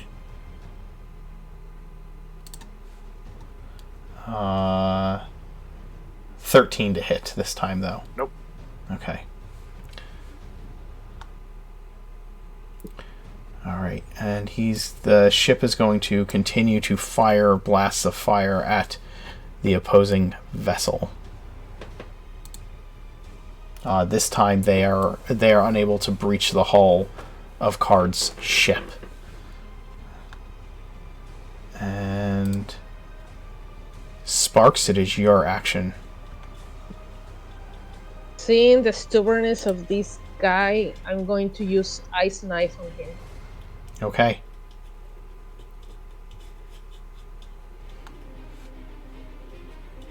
You throw the ice knife through the window of the ship and slam into him with it, dealing 4 piercing damage. The target takes 1d10, so he's going to take 4 piercing damage. The target and each creature within 5 feet must succeed on a dexterity saving throw. So he's going to roll to his dex save 7, so he does not succeed. And the one on the ground that's asleep automatically fails and takes 11 cold damage, but wakes up. And the other pilot is gonna roll his dex as well. He's going to fail as well and take 11 damage. Wouldn't Gaz be within 5 feet of him, too? Yep, so Gaz, you need to make a dex save. I'm sorry, guys. It's alright. Hey, 4 for 1. Holy shit. Oh, wow. Oh, yeah. Nice, So- you definitely save. It's only 5 damage or 6? You take no damage. Yeah. It's nice. hit or miss. Yeah, it's hit or miss. So he's taken a total of 15 damage. Alright. And that brings us to your turn, Lukash. Yeah, he is going to do what he does, I guess. But I would like to. So I'm going to go for this guy, but I'm going to use my bonus action to manifest my echo, like right beside the captain. Okay, sure. Nice. So I'm going to take 2, or I'm going to try and finish this dude off. Mm-hmm. No, the echo does not provide flanking. Okay. It acts as an inanimate object. 16. 16 will hit. And Okay, so I get to reroll both those. yes, you do. Man, you've been rolling a lot of 1s and 2s, man. Yeah, but I mean the rerolls have been pretty good though. So They have Yep. been. Very worthwhile for you. 13. Yeah, you Total? put Yeah, 13. you put him down. Most excellent. Then I'm Yes. going to use my movement to kind of hop into the cockpit Sure. and rush over to the. Actually, I'm going to step up to one of the pilot that got injured. Okay. Is he still prone? There's 2 pilots in there. They're both injured. One is prone and just waking up from being asleep, and the other one is standing. And I don't think the other one is actually attacked. The whole ship is attacking us. Well, like on an individual level. Yeah, the whole ship is attacking us.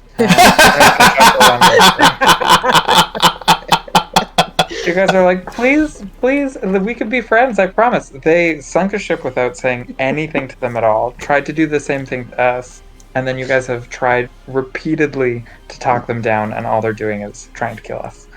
I'm gonna walk up to the pilot, I'm gonna finish him off. Go for it.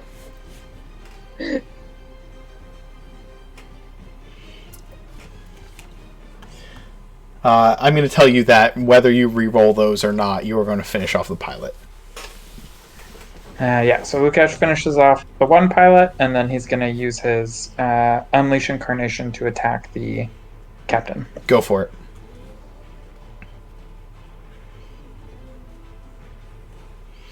You critical against the captain. Of course you do. Reroll all them bones. Yeah, I get to reroll. Okay, sweet. Yeah. Oh, you said it was Oh wait, max, no, right? it's a critical. So it's Right? max. It's going to be max So it's- plus 29 damage in total. 29 damage in total. Although, To don't the you get to captain. reroll the one on the crit? Yes, Oh yeah, I guess so. Yeah. you do.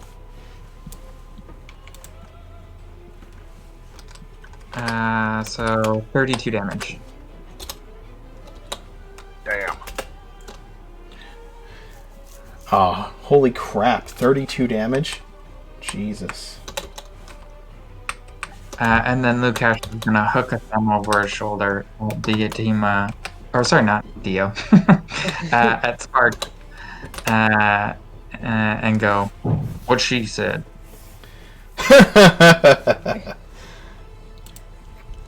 Gaz, this captain is now surrounded on 3 sides. How injured is he? Well, not quite surrounded on 3 sides, actually. He's surrounded by you and the Echo. He is not yet bloodied. Alright, drawing out the sword. And I'm gonna try and attack and bully him back, if that makes sense. Sure. Well, I guess it depends on how strongly I attack, or how's that? If you can either do a shove action or you can attack him. If you're trying to get him to like back up, I'll say that if you're like trying to push him backwards as you're striking him, that's like just make the attempt. Just roll your attack. If you're trying to attack him, attack. If you're trying to shove him, shove. It's your choice. It's been a while since I've seen the shove action, so I'm looking that up. It's just it's another opposed athletics check. And you can move him 5 feet or knock him prone. Yep.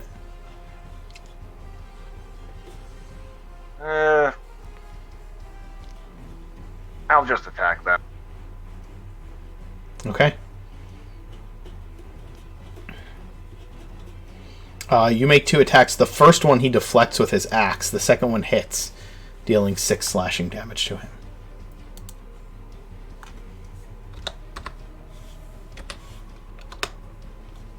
Yeah, considerably less impressive. Well, you're not using smites, and that's that is what Lukash is made to do. I think is deal out shit tons of damage. He's a fighter. You gotta fight. It's the only thing you know. Absolutely. All right. Actually, just a second. Okay.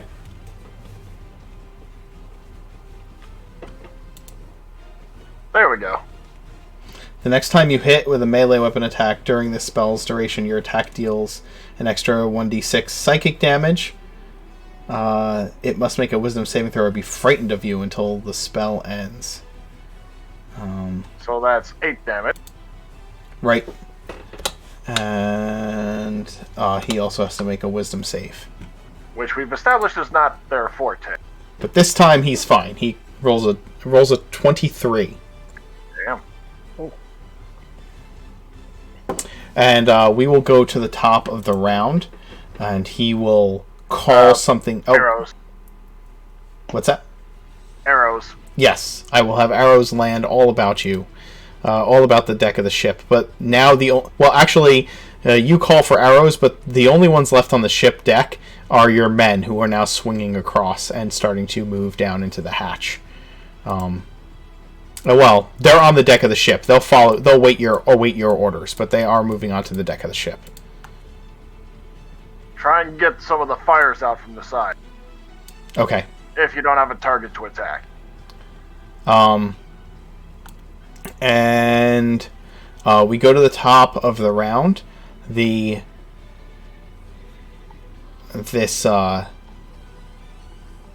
captain of this vessel. Actually, block off the hatches if you can. The captain of this vessel cries out in Draconic a battle cry of for the goddess, and then slams his weapon at you guys. 20. What's he say? I will scream, which one? The battle axe comes swinging down. 25 to hit. Yep. All right. And I get to make an attack of opportunity against him through my echo because of Sentinel. Okay, go ahead. Jeez, Sentinel is strong. Yep. Smells really good. Especially with like a pole arm. Was it still with advantage or no? No, it's not. It's the first one. No, it's the 14. Yeah, it just completely bounces off this dude's armor.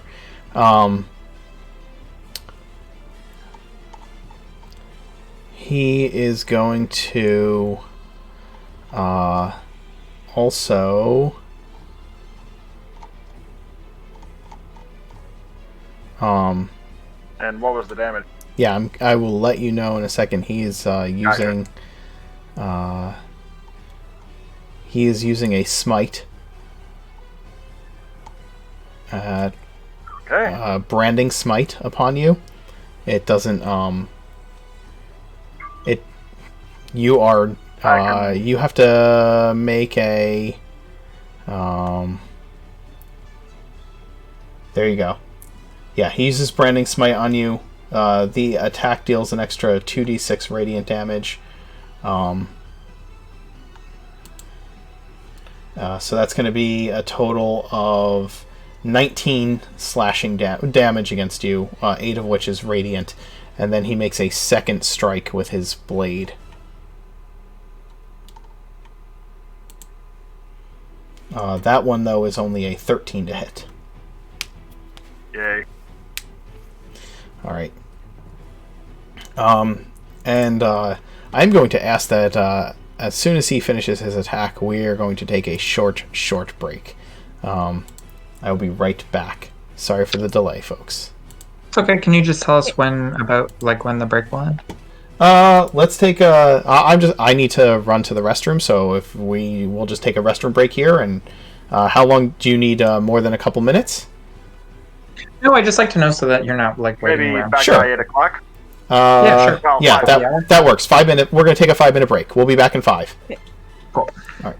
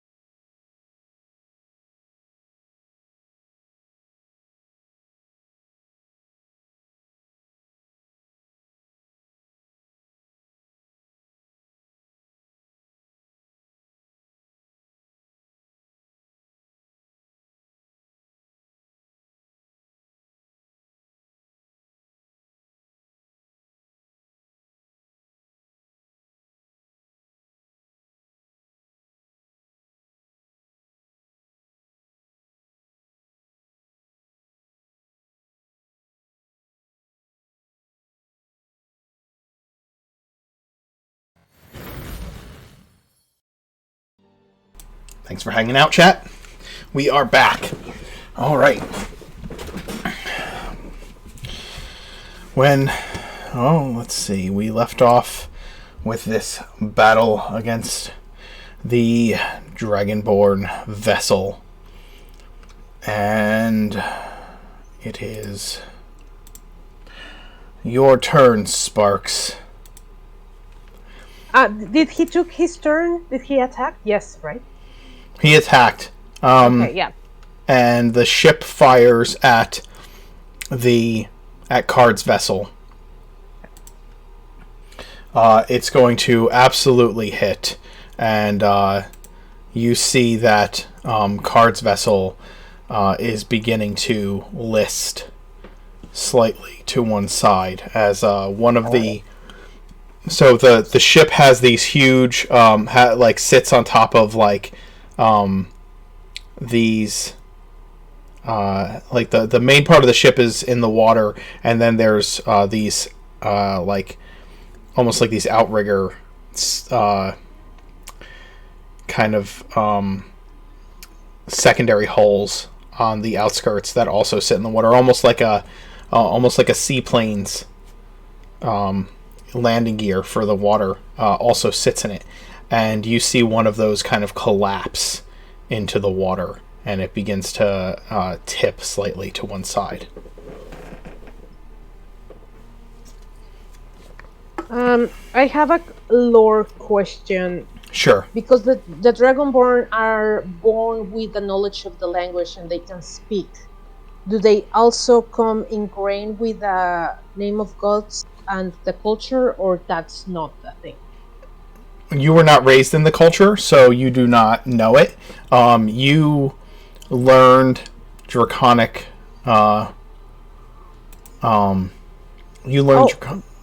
Wait, Cicada is saying that he's not hearing anything.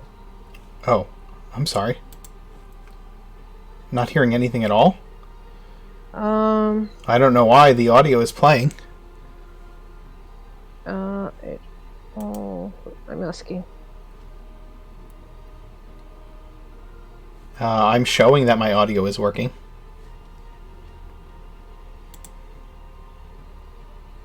No audio on my end. Let me see. So yeah, check your computer because our audio is playing. I can see it that it's working. No audio on my end. I'm hearing myself too. So.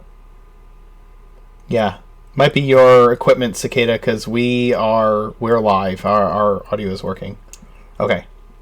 All right. So that's fair to say though, because there are times where I've forgotten to unmute us when I come back, but I didn't this time.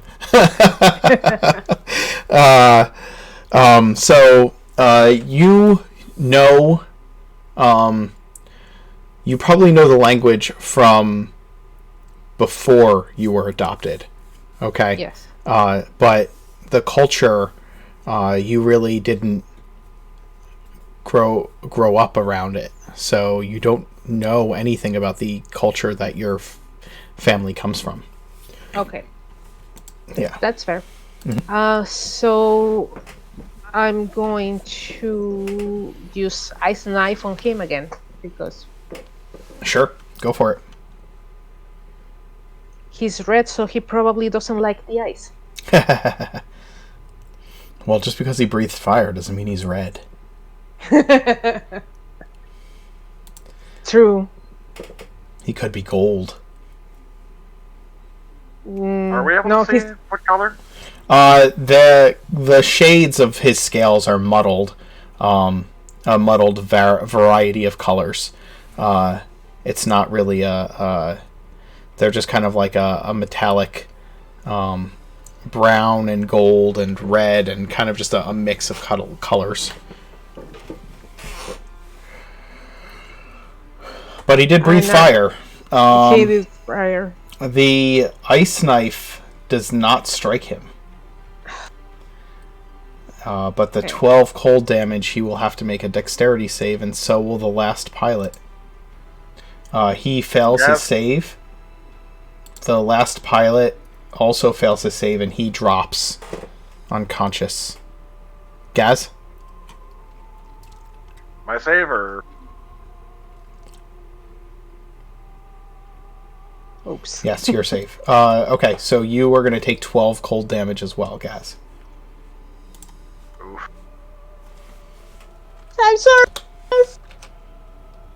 And I will tell the Dragonborn, Dragonborn, please stop. This is madness. What type of goddess will ask you to do this?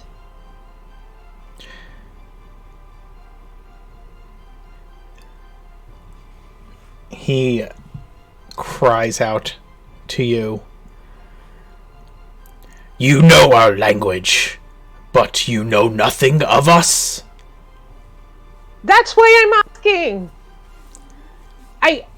I would like to learn. We are not here to teach. Obviously. Lukash?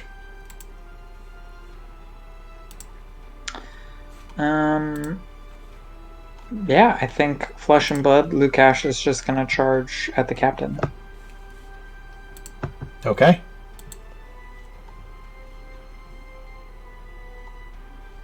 Can I position myself to be flanking with Gaz? Absolutely you can.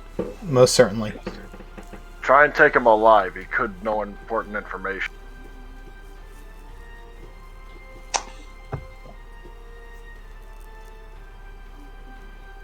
That does not hit. 18 doesn't hit? Nope. It, Holy. yeah. He blocks with his axe, kind of twisting to deflect your blow.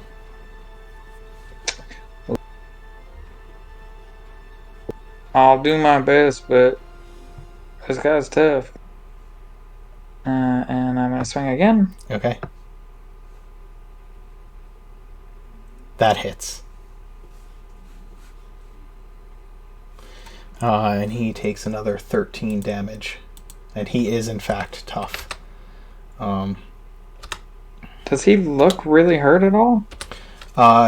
He is looking... let's see. He is...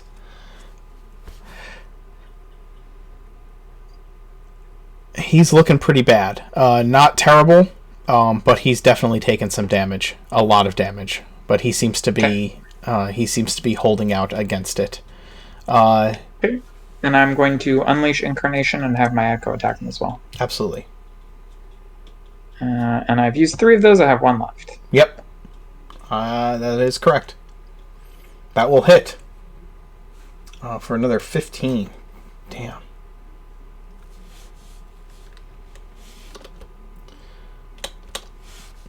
All right. Gaz, he is now between you and Lukash, kind of bouncing back and forth between your blades. And I'm down to 5 hit points, so I'm laying on hands myself. Okay. Oof. And we got a cat playing with the headset cord. Is there anything else I can do?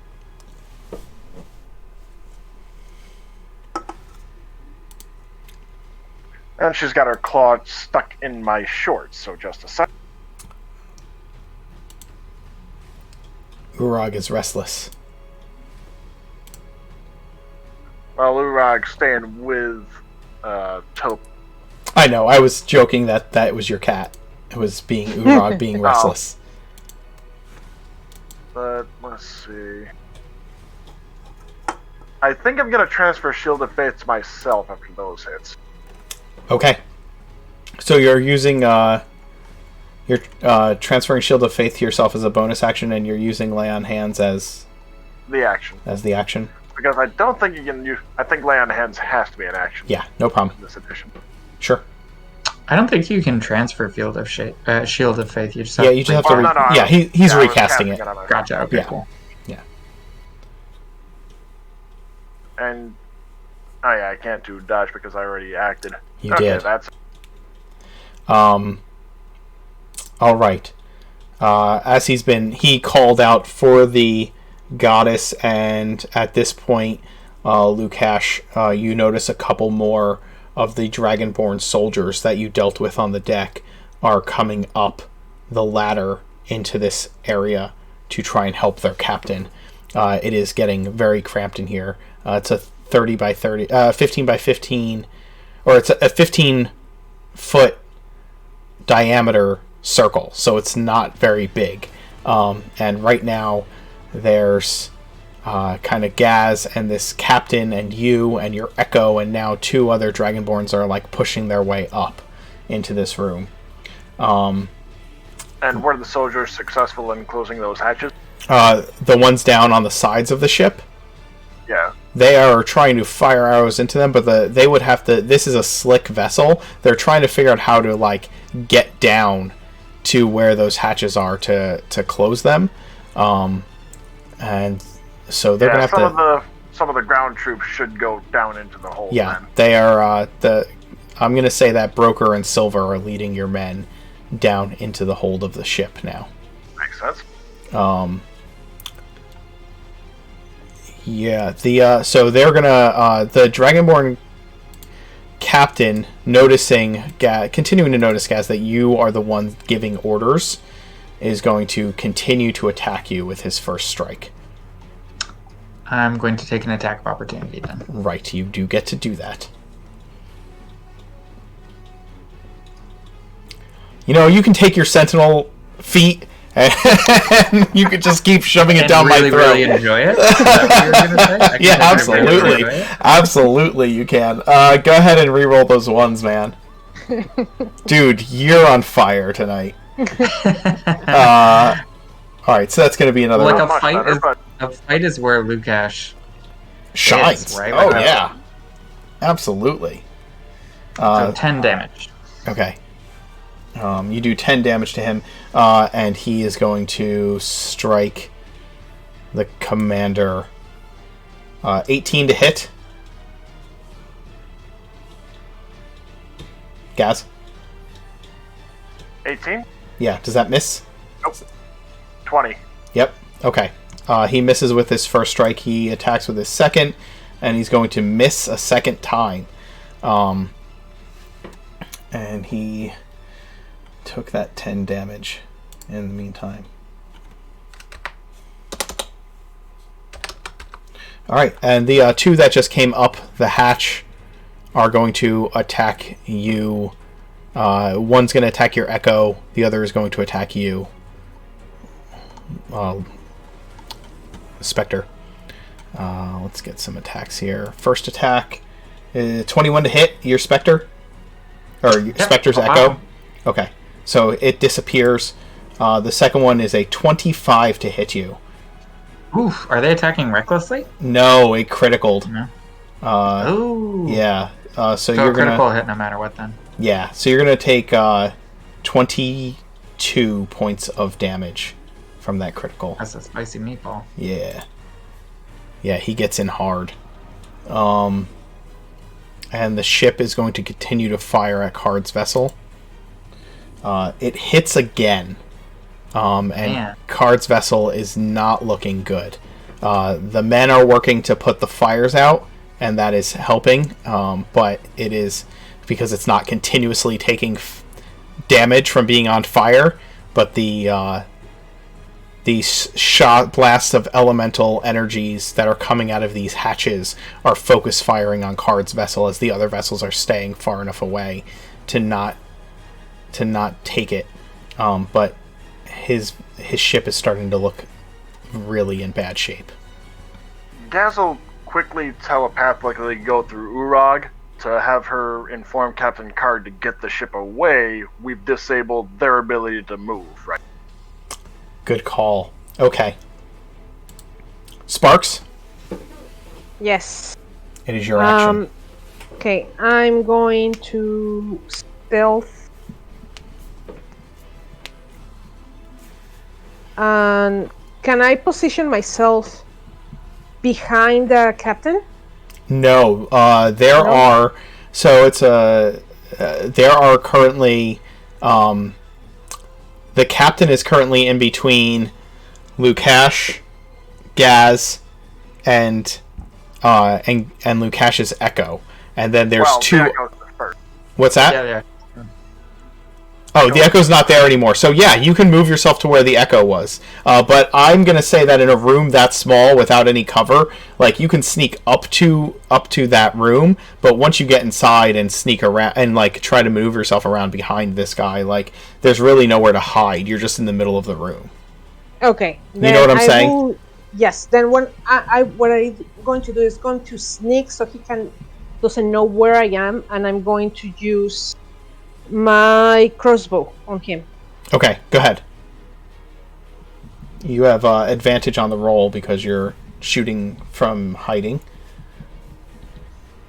That is going to hit him for the 14 damage. That's going to be what? 19 damage, right? I think so. Even yeah. do you want to just check to see if you get a crit?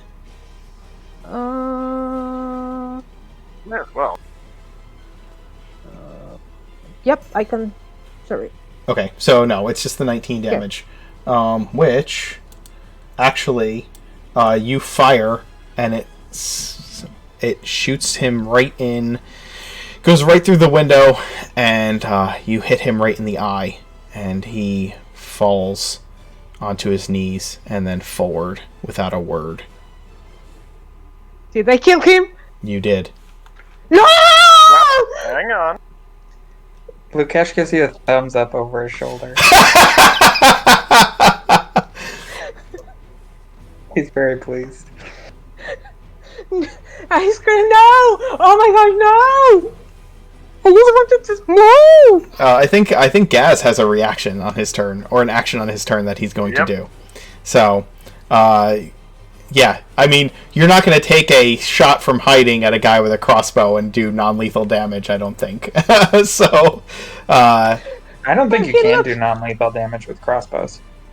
Yeah, I have to look that up, but I'm not going to do that right now. We'll go with what I said, and then it is your turn, Spectre. I am going to turn and face the other two dudes that just rushed into the room. Absolutely. And I'm going to bonus action manifest my echo behind them. Sure.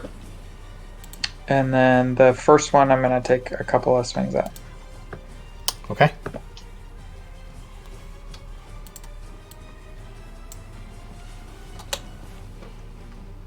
That's not going to do it. Oh, actually it does. Sweet.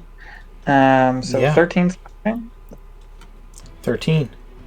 Yeah, the guy takes 13 damage, and you kind of slam your whistling blade into him and strike him again with the second one.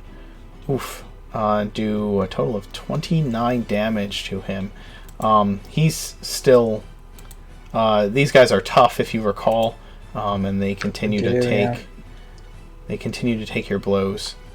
I'm going to do my last Unleash Incarnation and have my echo hit the one that I'm hitting. Okay.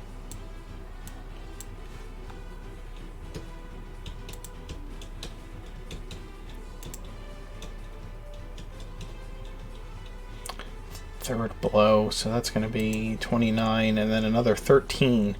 I get to reroll one of those. Yep.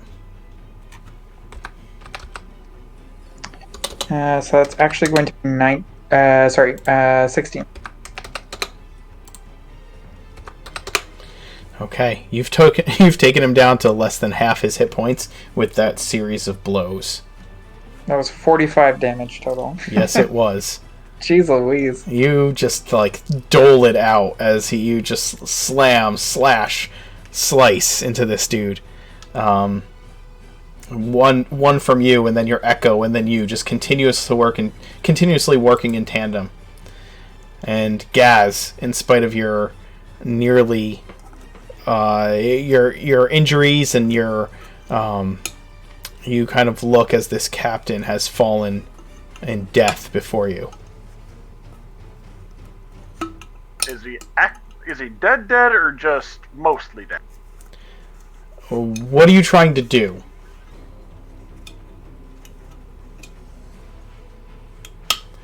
I will allow it.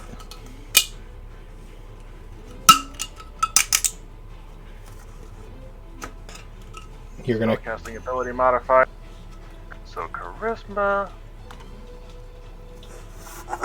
So +4, I believe. yeah. So did you roll the d8? There you go. So you reach down. I'll do it with my fist and then put the blade against his throat. Okay. Tell your men to stand down. And before I heal him, though, I will kick the battle axe away from him. Okay. You kick the battle axe away, and you hear him croak out. The arrow is the bolt is still in his eye socket, and you Actually, have. You know what? I could pull the bolt out first, and then. Is that what you want to do? Yeah. Okay. You pull the bolt out, and you heal him, and the wound begins to close, but it does not restore his eye. Sounds about right. And he calls out to his men.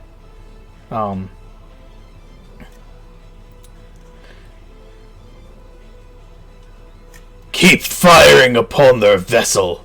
And you hear one of his men say, Captain, they have moved out of range. Well, you don't hear this, but Sparks can catch this. And he huffs out a sigh as he hears this and says, Stand down.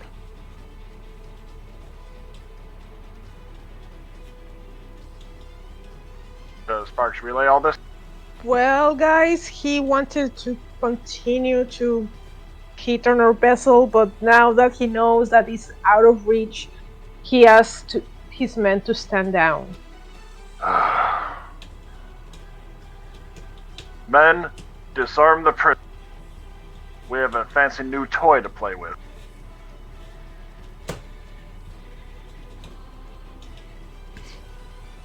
The Keeping my blade at his throat. absolutely, the two at the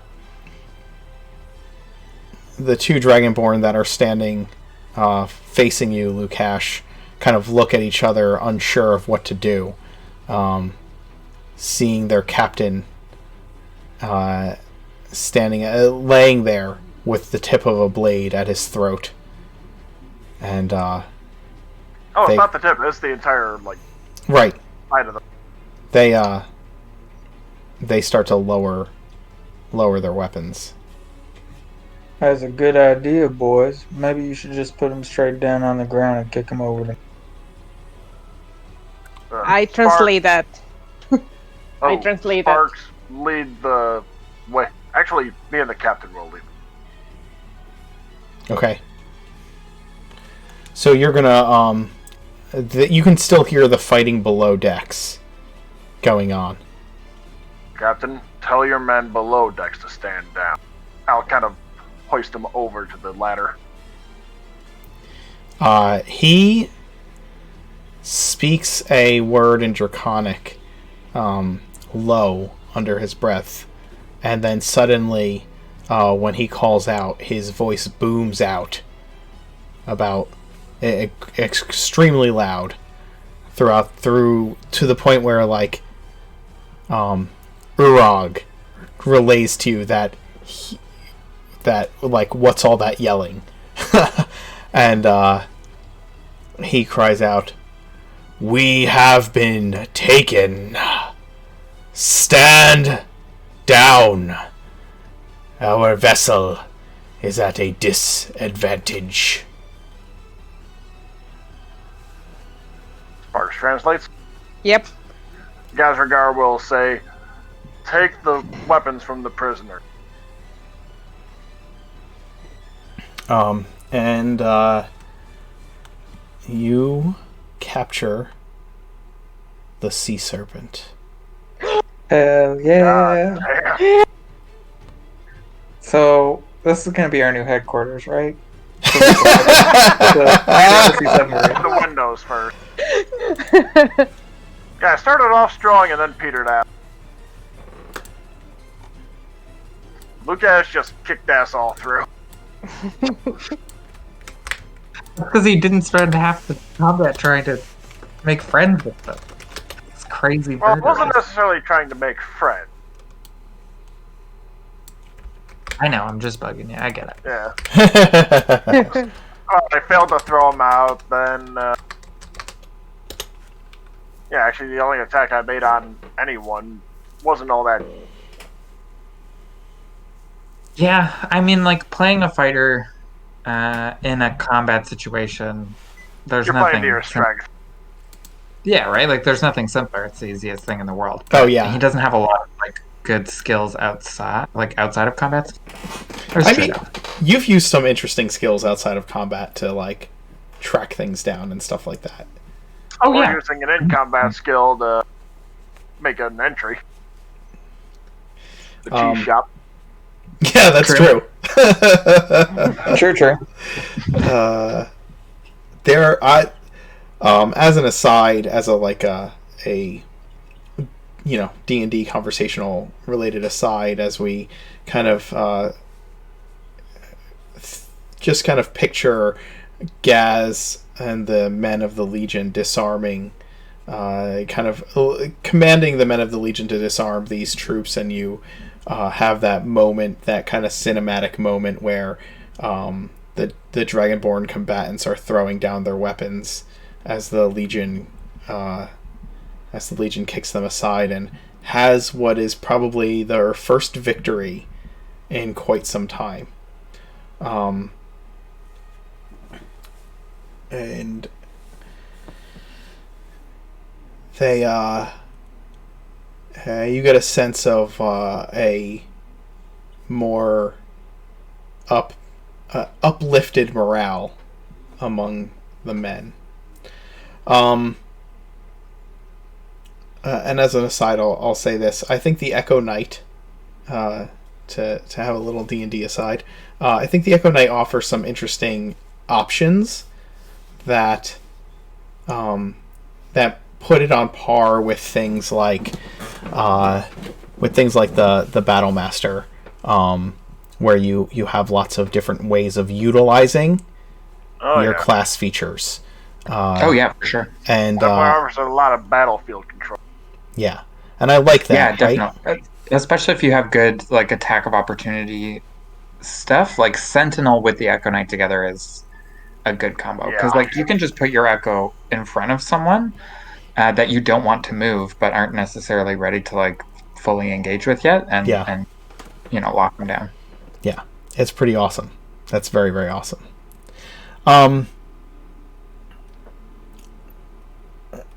What do you all do with your? How do you handle overtaking this vessel? How many prisoners did we get? And how much loot do we have? How much loot do we have? Well, we need the money. So yeah, you take some time. The captain of this vessel, like you said, you have him at sword point, and he calls out to his men to stand down. The men of the Legion start taking their weapons and hurting them, but you don't even know what the inside of this vessel looks like. We should get one of Captain Card's vessels back over so we can transport the prisoners on there. Or, like quarter on each sort of thing. Can we travel in this ship? Provided we figure out how to get it working. I can If try. we can't figure out how to get it working, we could always tow it behind us to the nearest port and then get the glass reinstalled and that kind of thing. What the hell? If we had to. Oh no! Yes. What did I do? Let me see. Here we go. I think nearest port we should be going to is Grovhaire itself. Which is how many days journey from here? Like 3? We're Grovhaire, halfway from there. where you are, yeah, you're halfway there. So yeah, I'd say about 3.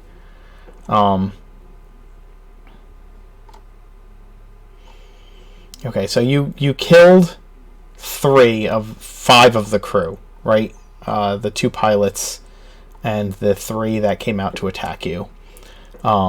Some more down below probably also went down. So you I'd say maybe a have... fifth or quarter of that. Yeah, I'd say that. I'd say that you probably also lost some Legionnaires in the Yeah. process as well. But I'll let you know that as soon as I... You take 20 crew prisoners. 15. You take 15 crew prisoners because you killed about 5. So 15 crew prisoners.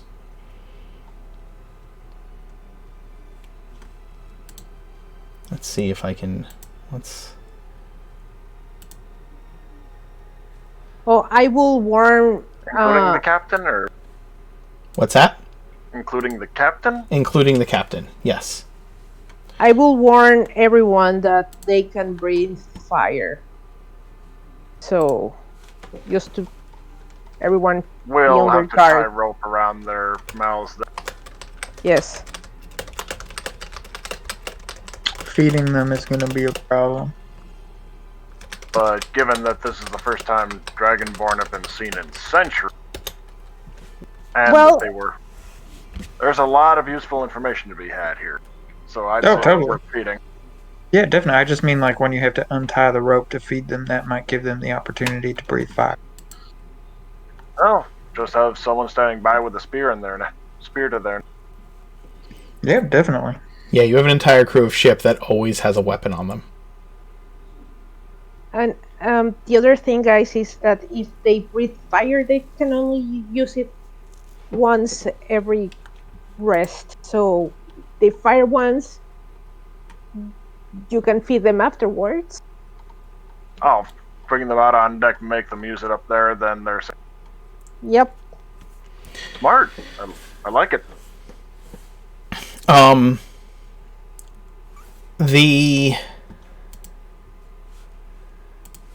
Alright. Let's see.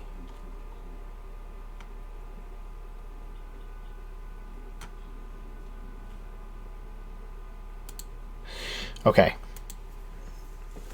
You walk through the ship with this captain, the captain of this vessel, and having kicked away his weapon, he is wearing very heavy armor.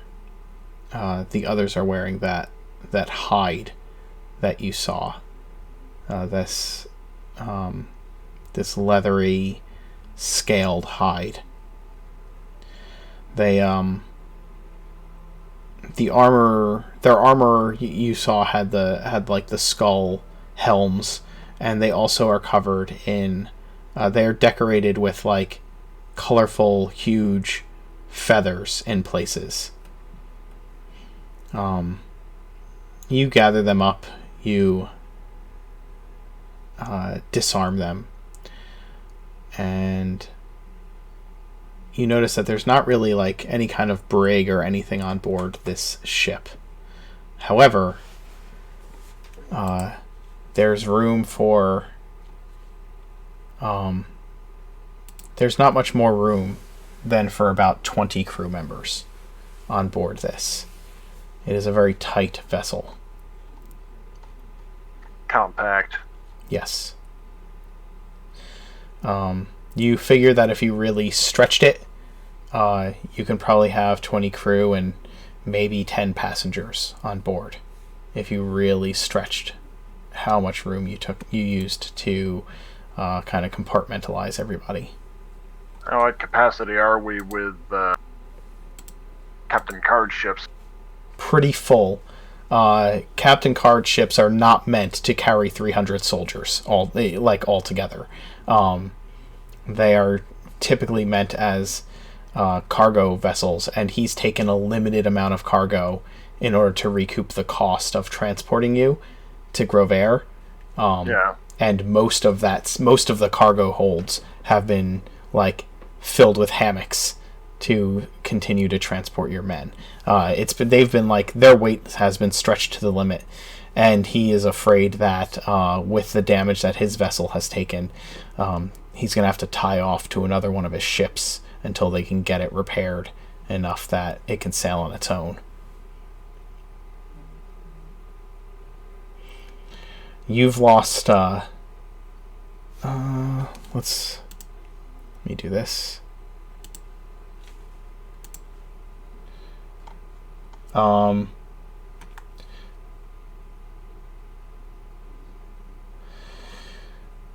You've lost about 19 men in the process. Oof. At the same time, we just took in something that's going to be invaluable. Yes. Close quarters combat down below decks is dangerous, especially when you're fighting combatants that can breathe elemental energy at your soldiers. Yeah. So, however, that is not the worst losses you've taken in combat lately. And it's a decided victory anyway. It is. So you also lost some to the ship's damage as they were putting out fires and things, and then taking other blasts, or when the ship began to tip to the side, men falling overboard and getting lost in the waters before they could be recovered. Or not knowing how to swim. Yeah, ship combat is brutal, man. Boarding actions are brutal. And as you look around at your men, you realize that.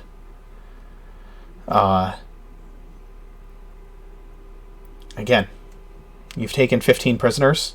You have a freaking submarine. And, Sparks, try and look for any instructional information. all of the controls are in Draconic. Like a manual. Do I do an Arcana check to see if I can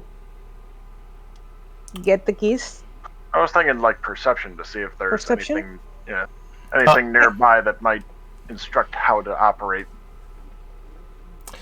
There's not an instruction manual on how to operate the ship. It is still moving. It has been moving in a forward direction the entire time.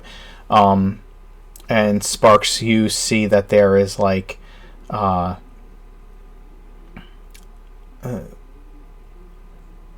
there's a lever. There's a main lever in between the two pilot seats, and then the pilot seats each have a big brass wheel in front of them. But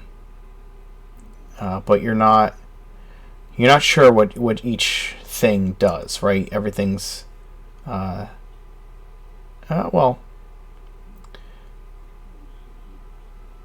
you think with some examination you can figure out how this works. Cool.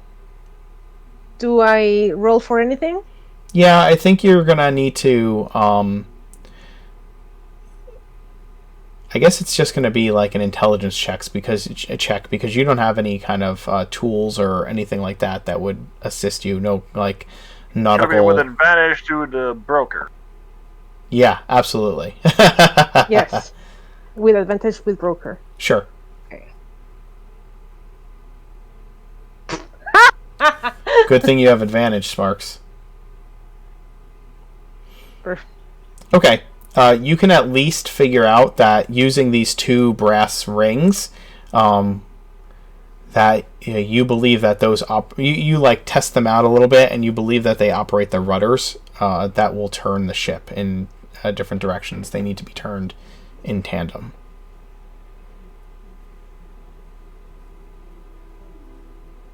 Okay.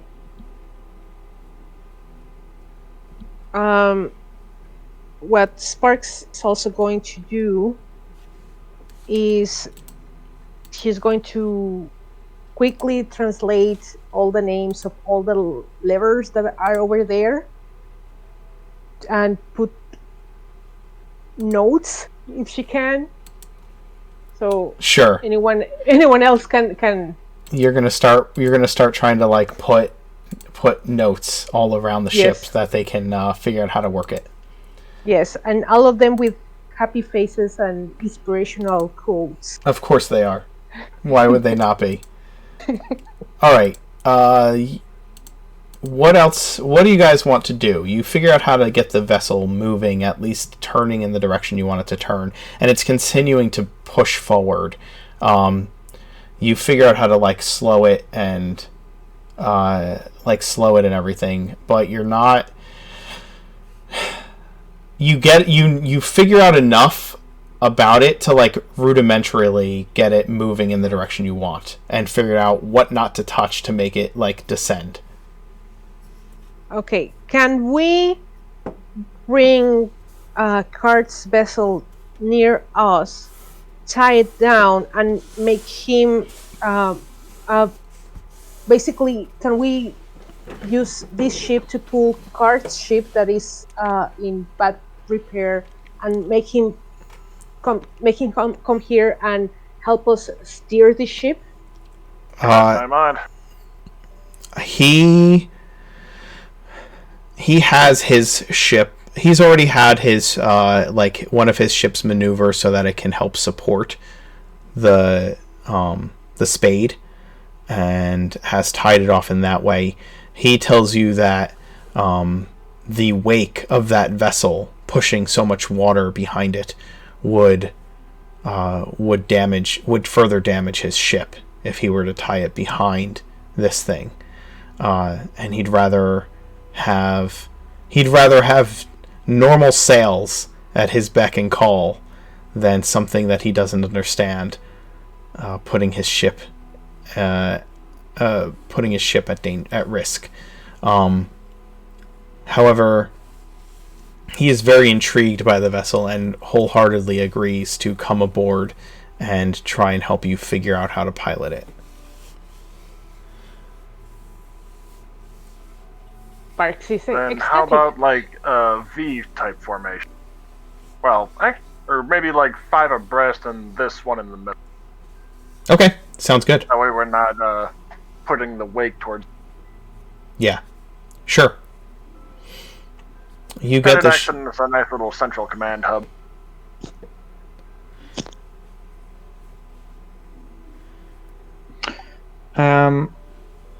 Yeah, Lukash doesn't really he's not like a pilot. He doesn't know much about vehicles or anything like that. He doesn't speak Draconic, so he's not going to be super useful in figuring out how it works. But he would like to scour the ship. Like, I know it's not that big. You said it was pretty small, and it was kind of all it was mostly filled with like hammocks and food for the soldiers on board. That was ours. That was yours, but yes, this one is it is compact, right? It's built for underwater utility. Yeah. What are you looking for? Lukash is just gonna go basically like room to room, scouring for anything of value or interest, or even like pieces of paper with Draconic writing on them to give to Sparks so she can kind of figure them out. Just anything that might point us in the right direction, and or give us money. All right. You find. Give me a. Go ahead and give me a investigation roll. But I will also tell you what you find otherwise. Can I do perception? Sure, that's fine. Yeah, give me perception. Sweet, because my investigation is garbage. Didn't roll great though, 15. Okay. Unless it could take 10 because he's taking his time. True. Is take 10 a thing in 5th edition? It is. Oh, sweet. Then I will 100% do that. I get a 17. All right. Cool.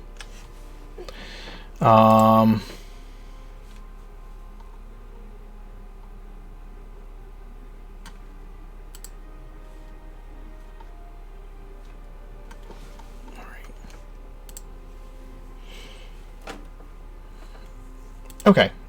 You find a number of you find like a number of things that are covered that like have draconic writing on them. You find some books and some papers and various things like that, especially in the like captain's what you think is the captain's quarters.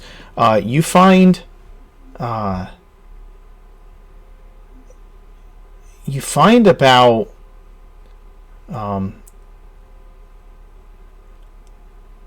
100 coins that are not gold or silver or copper.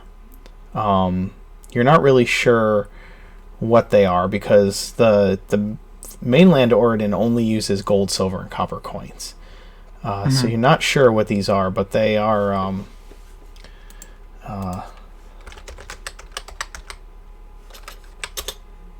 they're like a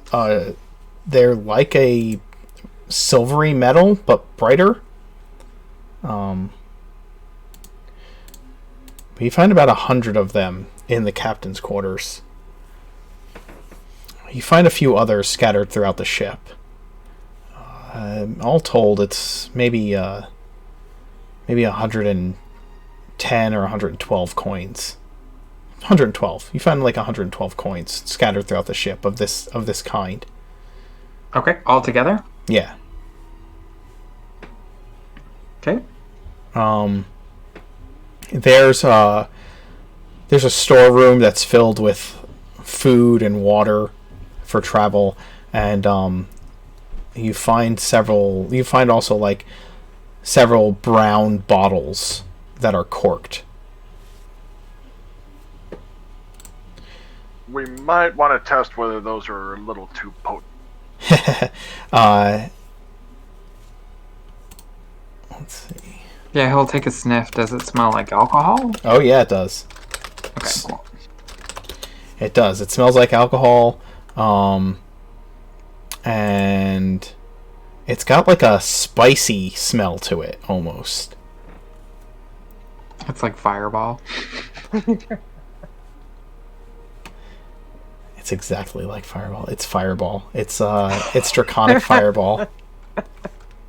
Dragonborn just love Fireball. Can't get enough. Yeah, that's exactly right.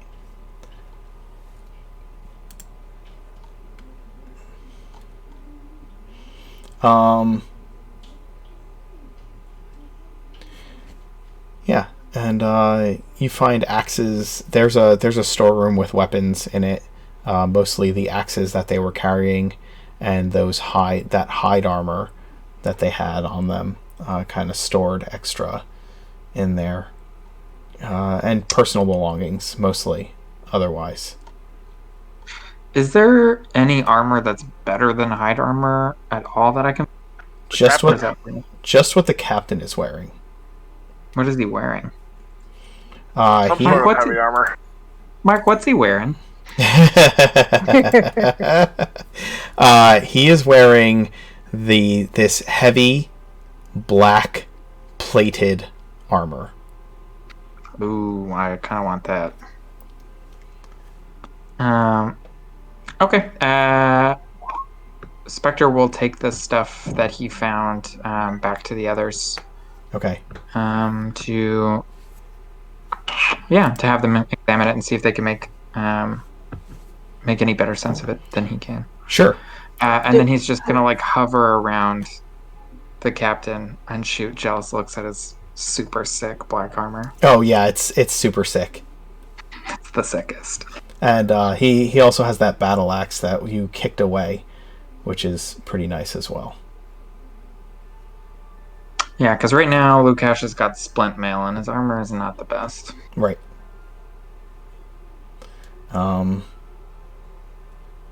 So this goddess of yours, does her name happen to be Thundermaw? I will translate that. But before I translate that, I will say, first of all, I'm very, very sorry about almost killing you and your eye. But you were you were quite stubborn about it, and I apologize. He looks oddly at you. Like a confused expression on his face. You did what you must in battle. I did, but not every interaction has to be a battle. There's Had we different types of- succeeded, we would have killed you. Our failure is shame upon our heads. You should allow me to send myself to the goddess in dishonor. I ask that you will provide me with my weapon, that I may do this. First of all, which goddess are we talking about?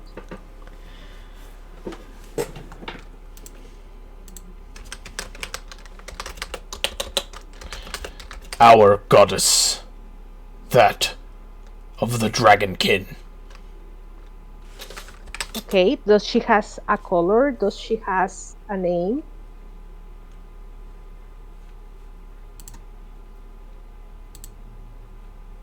Is she blue, perhaps? Or golden? She is many-colored.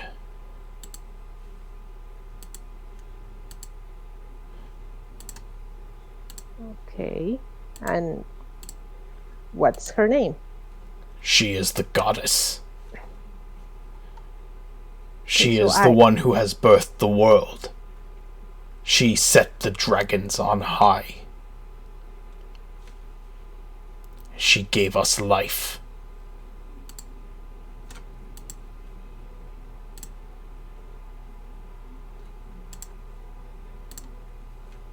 Has she ever been referred to as Thundermaw? You repeat.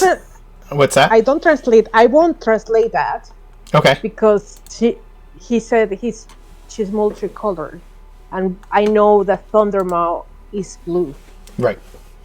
So I won't translate that. I will just tell Gaz. Gaz, I'm sorry, I won't translate that because I think he's speaking about different people.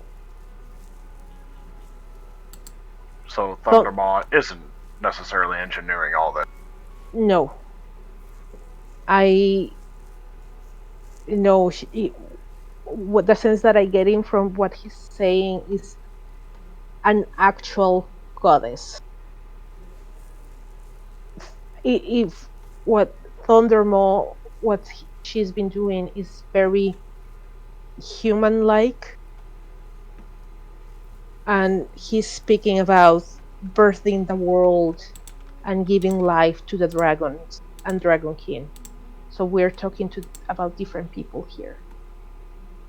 Can I pitch an idea, even if it might sound a little ignorant? I don't know that much about dragons. Yes? Maybe it's the same goddess that's stirring up these folk as stirring up Thundermaw.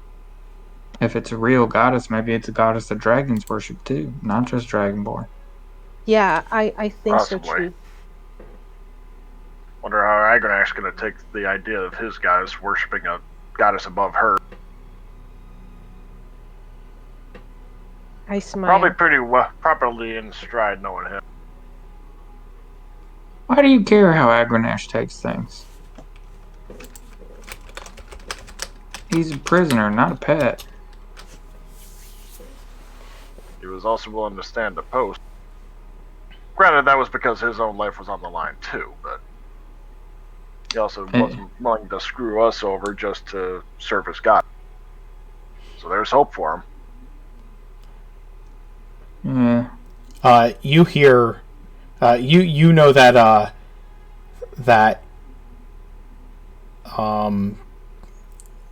Urag, she also let you know after the battle kind of wound down that Agronach refuses to return the axe. Long as he doesn't use it on anyone or himself, he's fine with. The Dragonborn reiterate, "We have disgraced ourselves. You should allow us to end our lives." or take them for yourself. Do not leave us in dishonor. Okay. We're taking them by taking them prisoner.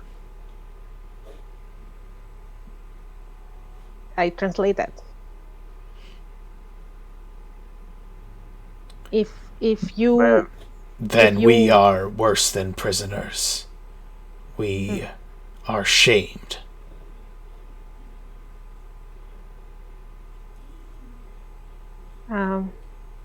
warrior I- culture is just such a joy. I feel so bad for all this talk. It's all of your culture is like this, just battle after battle and only honor through blood. Nay. We are warriors. There are others who are not. We have conquered.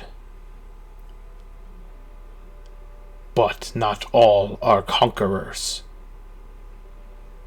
Do not consider us to be so simple. Our people are glorious. We were made by the goddess. We were Yeah. made to rule this world.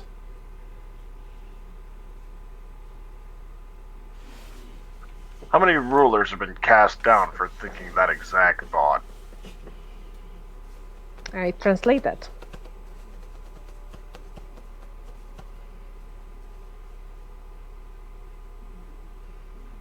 I do not know your histories, but we have had one ruler for the entirety of our nation.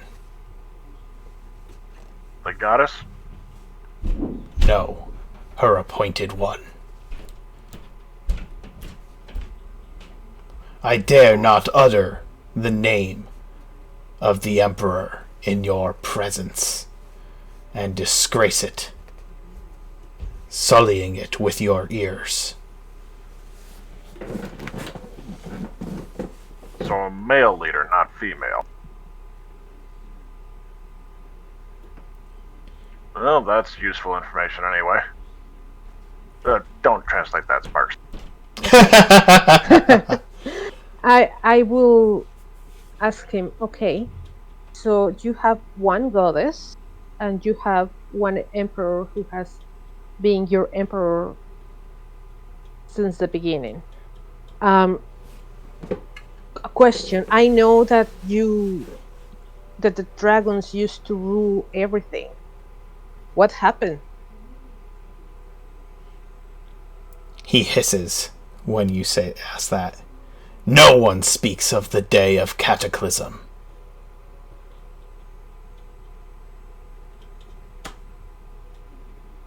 You have already caused me shame in my defeat. Will you cause me to shame myself further by speaking of that day? Okay, I don't want to cause you shame, but in my experience, things tend to go cyclical. Knowledge can be used to prevent something like that happening, but we cannot prevent anything happening if we do not know what happened before. Do you think it's more honorable to let it happen again?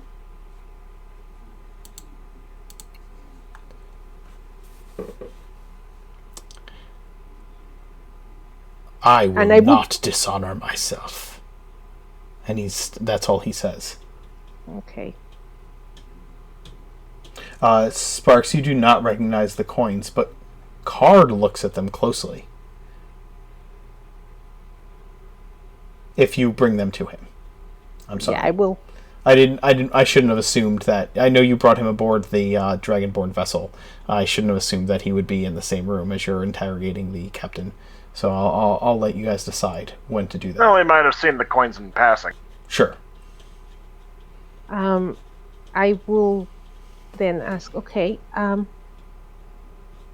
for the moment, you're going to be our prisoner. I know that you feel this is shameful, and we will try to treat you with the most utter respect that we can. Um, what will happen afterwards, I'm not sure. There's a lot of things to consider, but on a personal note, I feel honored to have fought you, Dragonborn, and to be able to speak this beautiful language. Um, if you allow me to ask you a couple of questions about your culture, I promise it is not going to be anything shameful. I just want to clarify a couple of things. Um, do you guys drink? Yes. Okay. Um, We yes. we are your prisoners in shame. If you will not allow us to end our own lives, then we are less than servants. We will follow any instruction you give, for our lives are completely forfeit. We shall never walk the halls of our families or the Emperor again. We are nothing. You may ask any question, except for us to share the day of cataclysm, or to reveal the secrets of our leaders. Okay. So, not the secrets of your leaders, but about culture and art and stuff like that.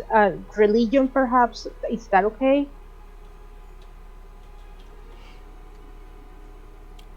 We will do as you are asked. Okay. I will translate that to the guys and said, okay, I know that this might be hindering into the we don't talk about it. I do, but it's kind of it's on my mind. I know that all cultures are complicated and nothing is simple, and I know that dragonborns are born from dragons. Do you follow all the dragons, or that has there times where dragons have been enemies of the dragonborn?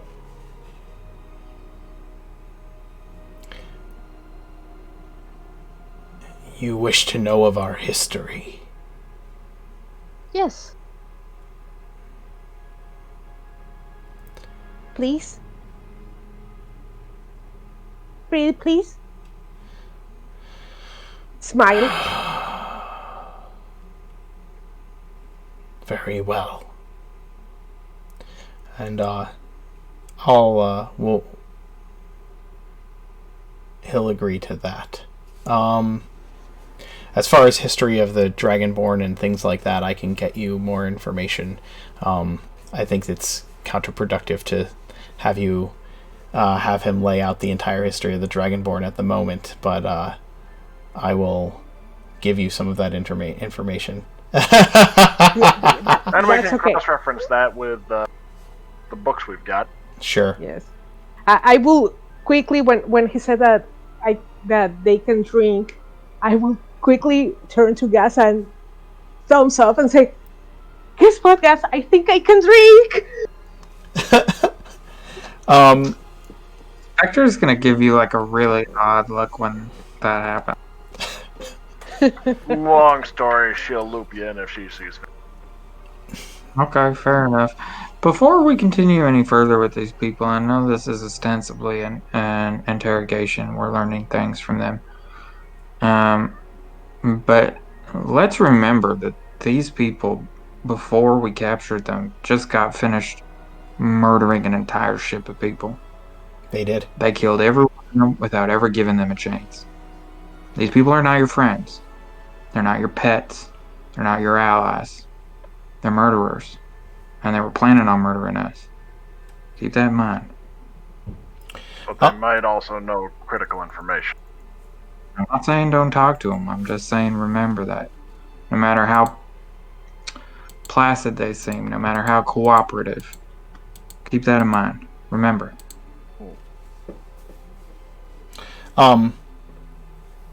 So, have you been translating everything they've been saying to the rest of the room, Sparks? Some things, like I didn't translate the question if I could drink. Right. But critical information and what are the no-nos of don't talk about it and how they see themselves now. I will just translate that they see themselves as trolls of us. Yeah, they see them. That's exactly right. He has told you that they consider themselves less than slaves. He also tells you that he tells you that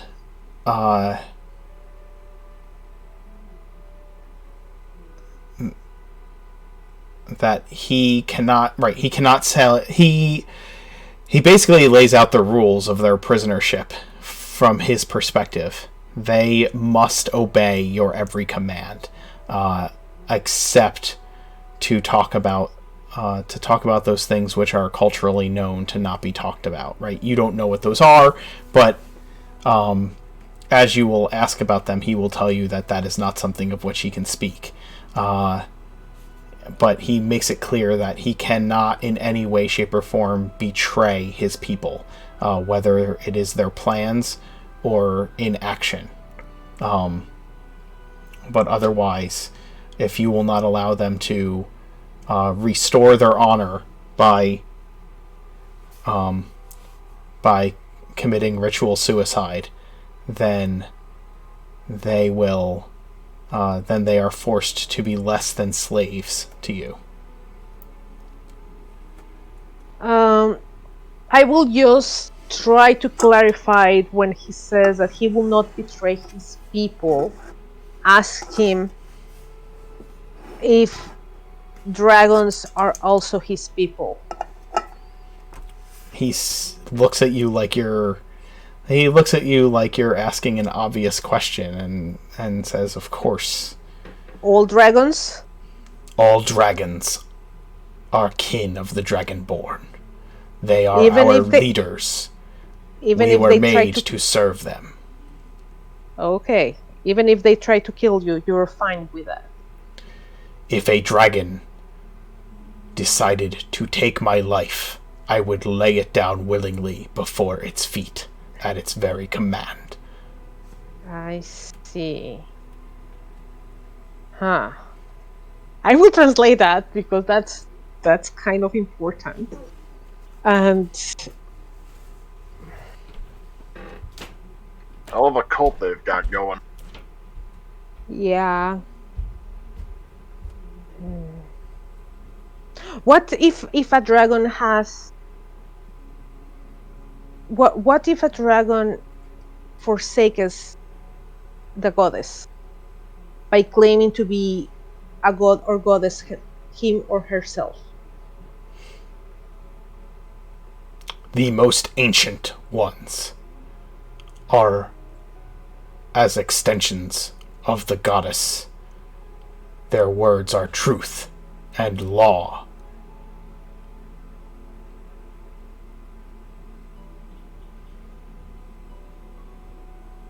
I see.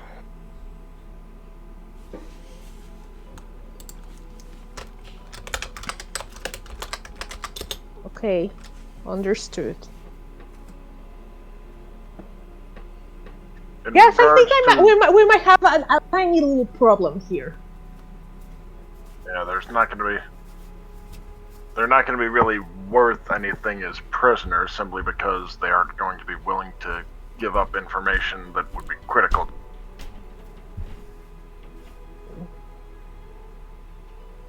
And beyond that, we're shaming them by keeping them alive to the point that they're less than slaves, as he put it.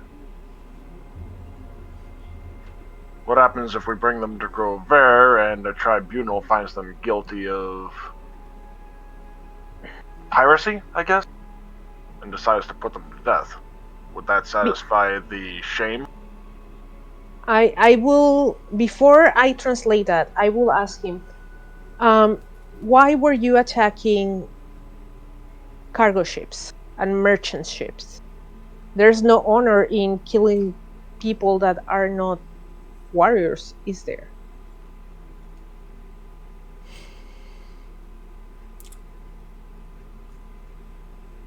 Hello? I cannot betray my orders. I see. Okay. We Okay.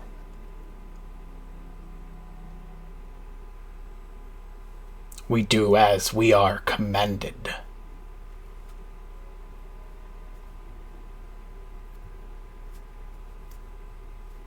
Okay.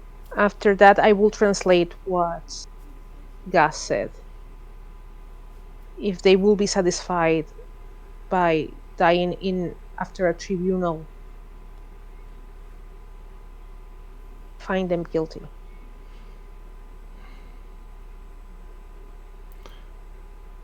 If your laws find us guilty and worthy of death, we would ask that we assign ourselves to death in our own way and retain our honor. If we are to be killed as prisoners and not as warriors, our honor remains apart from us, and we will not go to the afterlife. I think we can arrange that, provided, well, depending on what the tribunal decides. Or, actually, yeah, Gaz has no idea what the hell Grovhaire has in terms of legal jurisdiction. I will just turn around and say to Gaz and to Lukash, this is problematic, not only because we don't know if the laws of the place is because politically speaking, Grovhaire is a mess. We don't know, there's no one in charge. Yeah, I don't think we should be making promises we can't keep. We can tell them we'll do our best, but there's nothing that we can really do about it, to be honest. Well, I guess that part of me is hoping that maybe the sign of an outside imminent threat that's tangible, I mean, we're standing in the thing, that might be a unifying effect in growth. Maybe, but remember or it could that be an opportunity. Yeah. remember there's two things here that I see. Broker doesn't want us to let people know about Thundermaw, but right now we have these prisoners that know about dragons and they know that they're real, and we can show them that this is real. Like, here is proof. These Yep. people have a culture and have understanding of this. The problem lies that we have this bomb of information that we don't know how it's going to go off. Like, it is like an explosion happening. I don't know if, for one part, I'm partially wanting them to give us as much information as we can gather before we arrive to Grovhaire and let them kill themselves. And the other part of me is saying, well, this is valuable information and we can keep them information sealed until time comes to reveal the information and they can talk in front of a just ruler, hopefully. The one thing I will say to kind of maybe carry on with your metaphor about explosions, if you hold a grenade in your hand for long enough after you pull the pin, it's going to get you. Eventually, you got to throw it. And I know you want to be cautious, and I know you don't know how it'll land or who it'll hurt or where it'll go. But if you don't do something about it, the person that's going to hurt is you. We can't sit on this forever. And on the plus side, at least now we've got something concrete to pursue, Hmm. as opposed to just the ravings of a army that had been lost in the desert for it. Mm-hmm. Yeah. Now, here's what we can do, because we cannot I don't think it's a good idea to give them promises that we cannot keep. They are our prisoners of war. And as prisoners of war and no ruler, we answer to the crown, right? So, because there's no crown, the jurisdiction of what happens to them falls on us. And because of that, if any of the other merchant families want to take them, we can say no.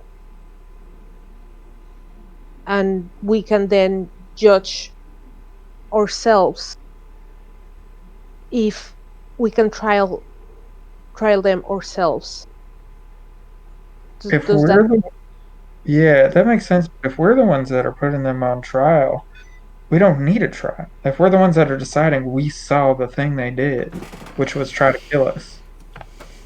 And Usually the a after trial is, effects of the ship that yeah. was burned.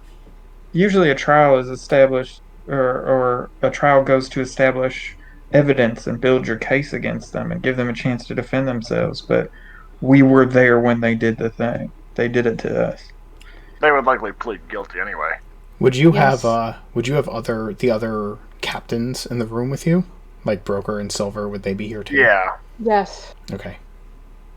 The lieutenants would probably be cleaning up below decks and getting the prisoners divided up between the ships, sort of thing. Okay. Okay. By the So- way, during this entire like really tense conversation that everybody's having, Lukash has just been piece by piece taking off that guy's armor and putting it on himself. While he's sitting there tied up.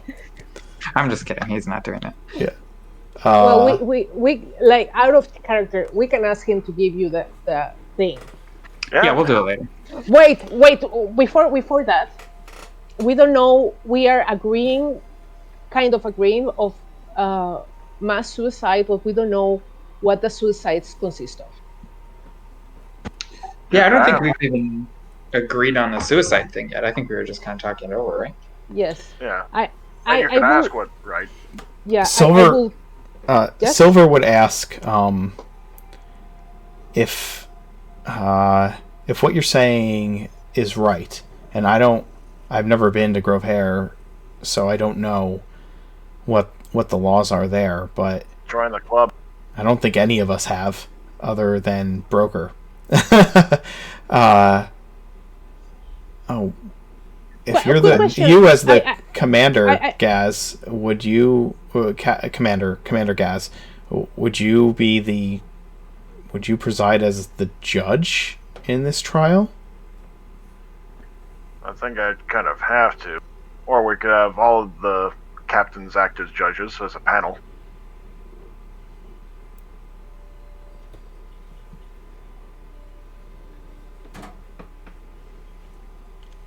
Well, Go ahead. Yeah. Go ahead. What were you going to say? I will turn and ask him, okay, just for control context and to be able to understand where you're coming from, you want to regain your honor, you want to kill yourself, and you want to have a ceremony in which you departed with honor, right? How does that work? What does it consist, and how does it work? Among my weapons, and all of us carry them as warriors, we have daggers consecrated by the temple to be used for this purpose.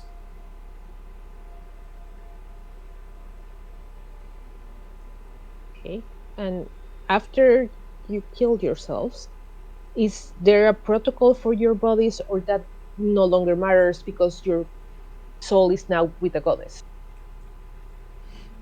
We should be burned upon a pyre as fragrant incense to our goddess. Okay, and do you like how do we prepare you? Like it's just your body, or is also your weapons and your stuff, or that goes along the line of your family, or like context, man? Our spoils go to the victors of battle. Does Lukash just have a childlike grin on his face? Looking at the armor, I mean. If I guess if Sparks translates that. Yes, yes, I translate because it's important.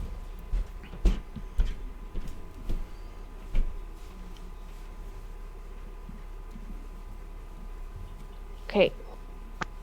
And don't translate this, but should we maybe talk to some of the other prisoners in private to see if they all feel the same way?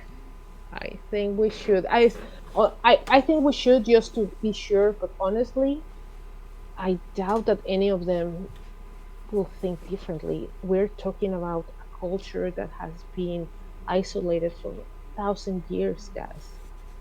I know, It's but an it could echo chamber.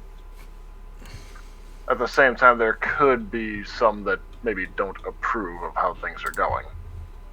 Could be being the key word, and odds are they also wouldn't be the type to be put aboard a submarine like this. Or Yes. sorry for saying submarine, but on board a vessel like this. Yeah, that's fine. Aboard a submersible oceanic vessel. Especially on a military operation. They'd be going for the most loyal followers for that. Yeah, but cultures are varied, right? Like, just because the majority of the people in that culture are hell-bent on killing themselves, sometimes, I don't know, it doesn't mean everybody is. And even if they're not hell-bent on killing themselves, they may say or have been saying to those around them that they are just to kind of fit in. Yeah, but given the opportunity to not do that, they might. I think it's important to check. Yeah, I think that we should talk one by one, away from the others, in case someone has an actual mind of their own.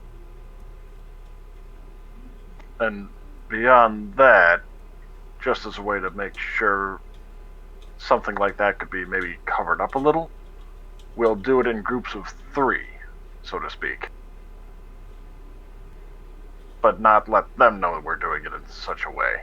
That way, if any of them decide that they don't want to,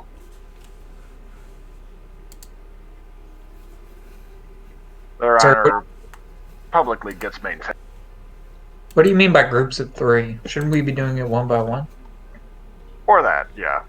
Well, no, I mean, like, for the actual act.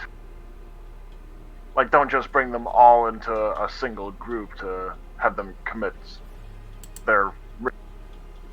Oh, I see what you mean. And then, so once we have we go one-to-one to the people to ask if they want to, and once we have people that don't, if there are any, then we do groups of 3 for the suicide, and we can be like, oh, well, Jerry's just not in your group of 3, but don't worry, he'll totally... Exactly. Or, well, he was grouped in the one before you. Like a real hero he did. Or actually, yeah, we could claim that he attacked us. I mean, the other thing you could do is keep them as slaves, but, that's up to you. Yeah, it's one of those weird situations. Like, there's no good answer here, necessarily. Here's my proposal. They eventually will regain their honor. But right now, there's no information of anything about the Dragonborn. I know that they are the critical information. They won't give us any critical information. But if we can have people that me or broker record what they're saying about their history and stuff like that, maybe we can infer information later on. I don't like the idea of having them as trolls, but on the other hand, we need to understand how the religion system works and how the history works, where Thundermaw goes in all this, because he said that the ancient ones are basically vessels or fingers of this goddess. So in her mind, Thundermaw might think that she's doing right, and we need information to be able to know how to deal with her. Alright, we'll do this over the course of the next 2 days, and then once we have Grovhaire in sight, we'll make the call. Okay. Okay. Because that way we can get as much information as possible while they're still alive. And yeah.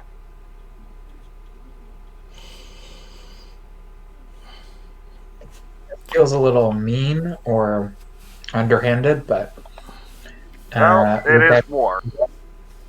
Lukash will make the suggestion to, even if all of them decide to ritually kill themselves and do so, we need to keep one of the bodies without burning it as evidence.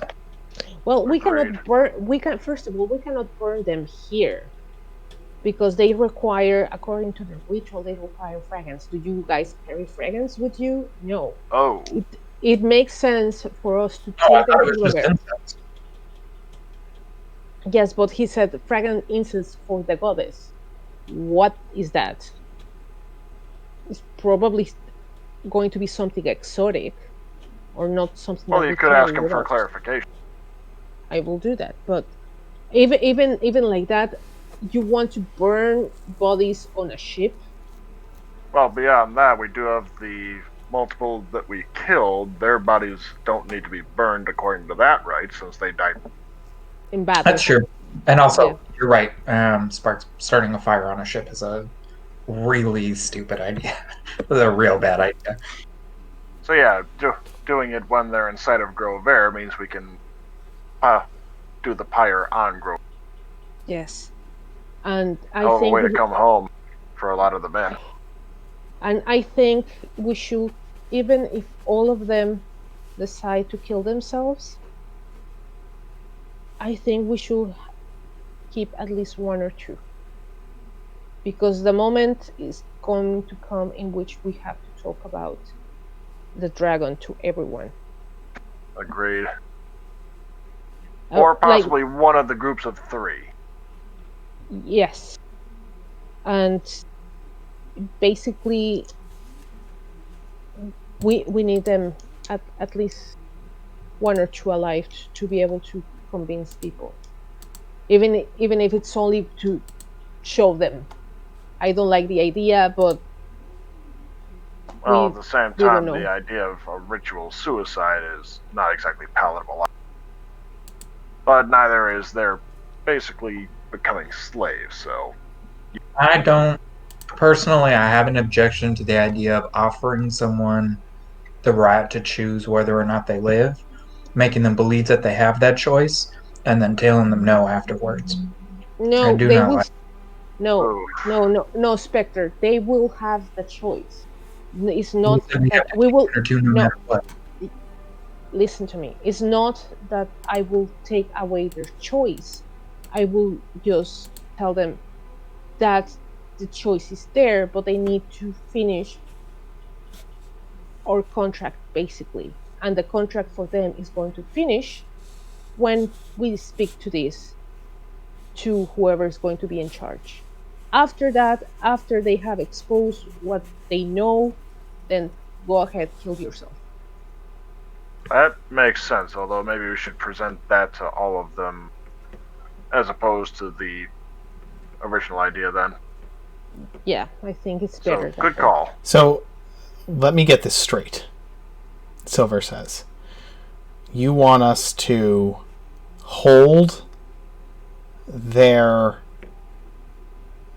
beliefs over their head until such a time that they tell us everything we want to know, and then let them commit ritual suicide when it's convenient to our timeline. That seems horribly disturbing to me. I'm not exactly a fan of it either, but it's, I guess, akin to if one of us was captured and our captors got as much information out of us as they could and then executed when we weren't willing to share more. It's objectionable, but how many countries engage in that? Or how If many one of nations engage in it? if one of us was captured, I hope that the people that captured us would treat us with more respect than we're talking about treating these people. I don't like this idea. I think we need to let them do what it is they feel like they need to do, and I don't think they're going to tell us anything more anyways. Holding their honor and their spirits over their heads as a sword is, I don't know, distasteful. I'm not into it. It's not for me. Also a fair point. Why don't we do this? And I'm speaking out of character. Let's leave it here with you guys trying to decide the fate of your Dragonborn prisoners. You've captured a vessel, a very unique vessel. You have to figure out how to repair it so that it can do what it does. You have to figure out how to run it so that it can do what it does. You have to man the vessel. Right now, the only thing you really know how to do is steer it left and right and straight ahead. And how to slow and how to slow it and speed it up. You don't know how it works. You just know how to work it. In any event, you have this vessel, you have these prisoners, and you have these things you've found. I did say that if you showed Card the coin, he might be able to tell you something about it, so I'll give you that information freely. He tells you that the coins you've found are made from something called platinum. It's not used in Oregon, but he's seen it used in the desert, and and it is worth a considerable amount. yeah, we'll be able to pay our men. Yay! Or forces, rather. Yeah, you have 112 platinum. The armor that the captain is wearing is a plate mail made of some kind of obsidian metal. You're not really sure what kind of metal it's made of, but it seems harder than steel. It is... you guys can determine when and if you ask him for it. Or if you simply take it off his body when you determine what to do with them. But I think that the decision as to what to do with them, I think it would be unfair to make that decision without all of the PCs present to be a part of the decision-making process. I don't think any of us should speak on behalf of Broker when it comes to making this decision. So yeah, I looped him in a little bit. I saw. So we'll leave it with you guys standing here over this captive captain, deciding what to do, and we will pick up next week. And I will provide you with a little more information then on maybe some of the stuff that you've asked and the research that Broker has been doing. And you can ask me questions in chat to see if there's anything that I need to have ready for next week. In the meantime, thanks for playing. I hope you had fun. I hope all of you at home enjoyed this strange and unusual encounter with the Dragonborn culture. And next week, very possibly, enter Grovhaire. We'll see you next time. Thanks, guys. Thanks. Thank you.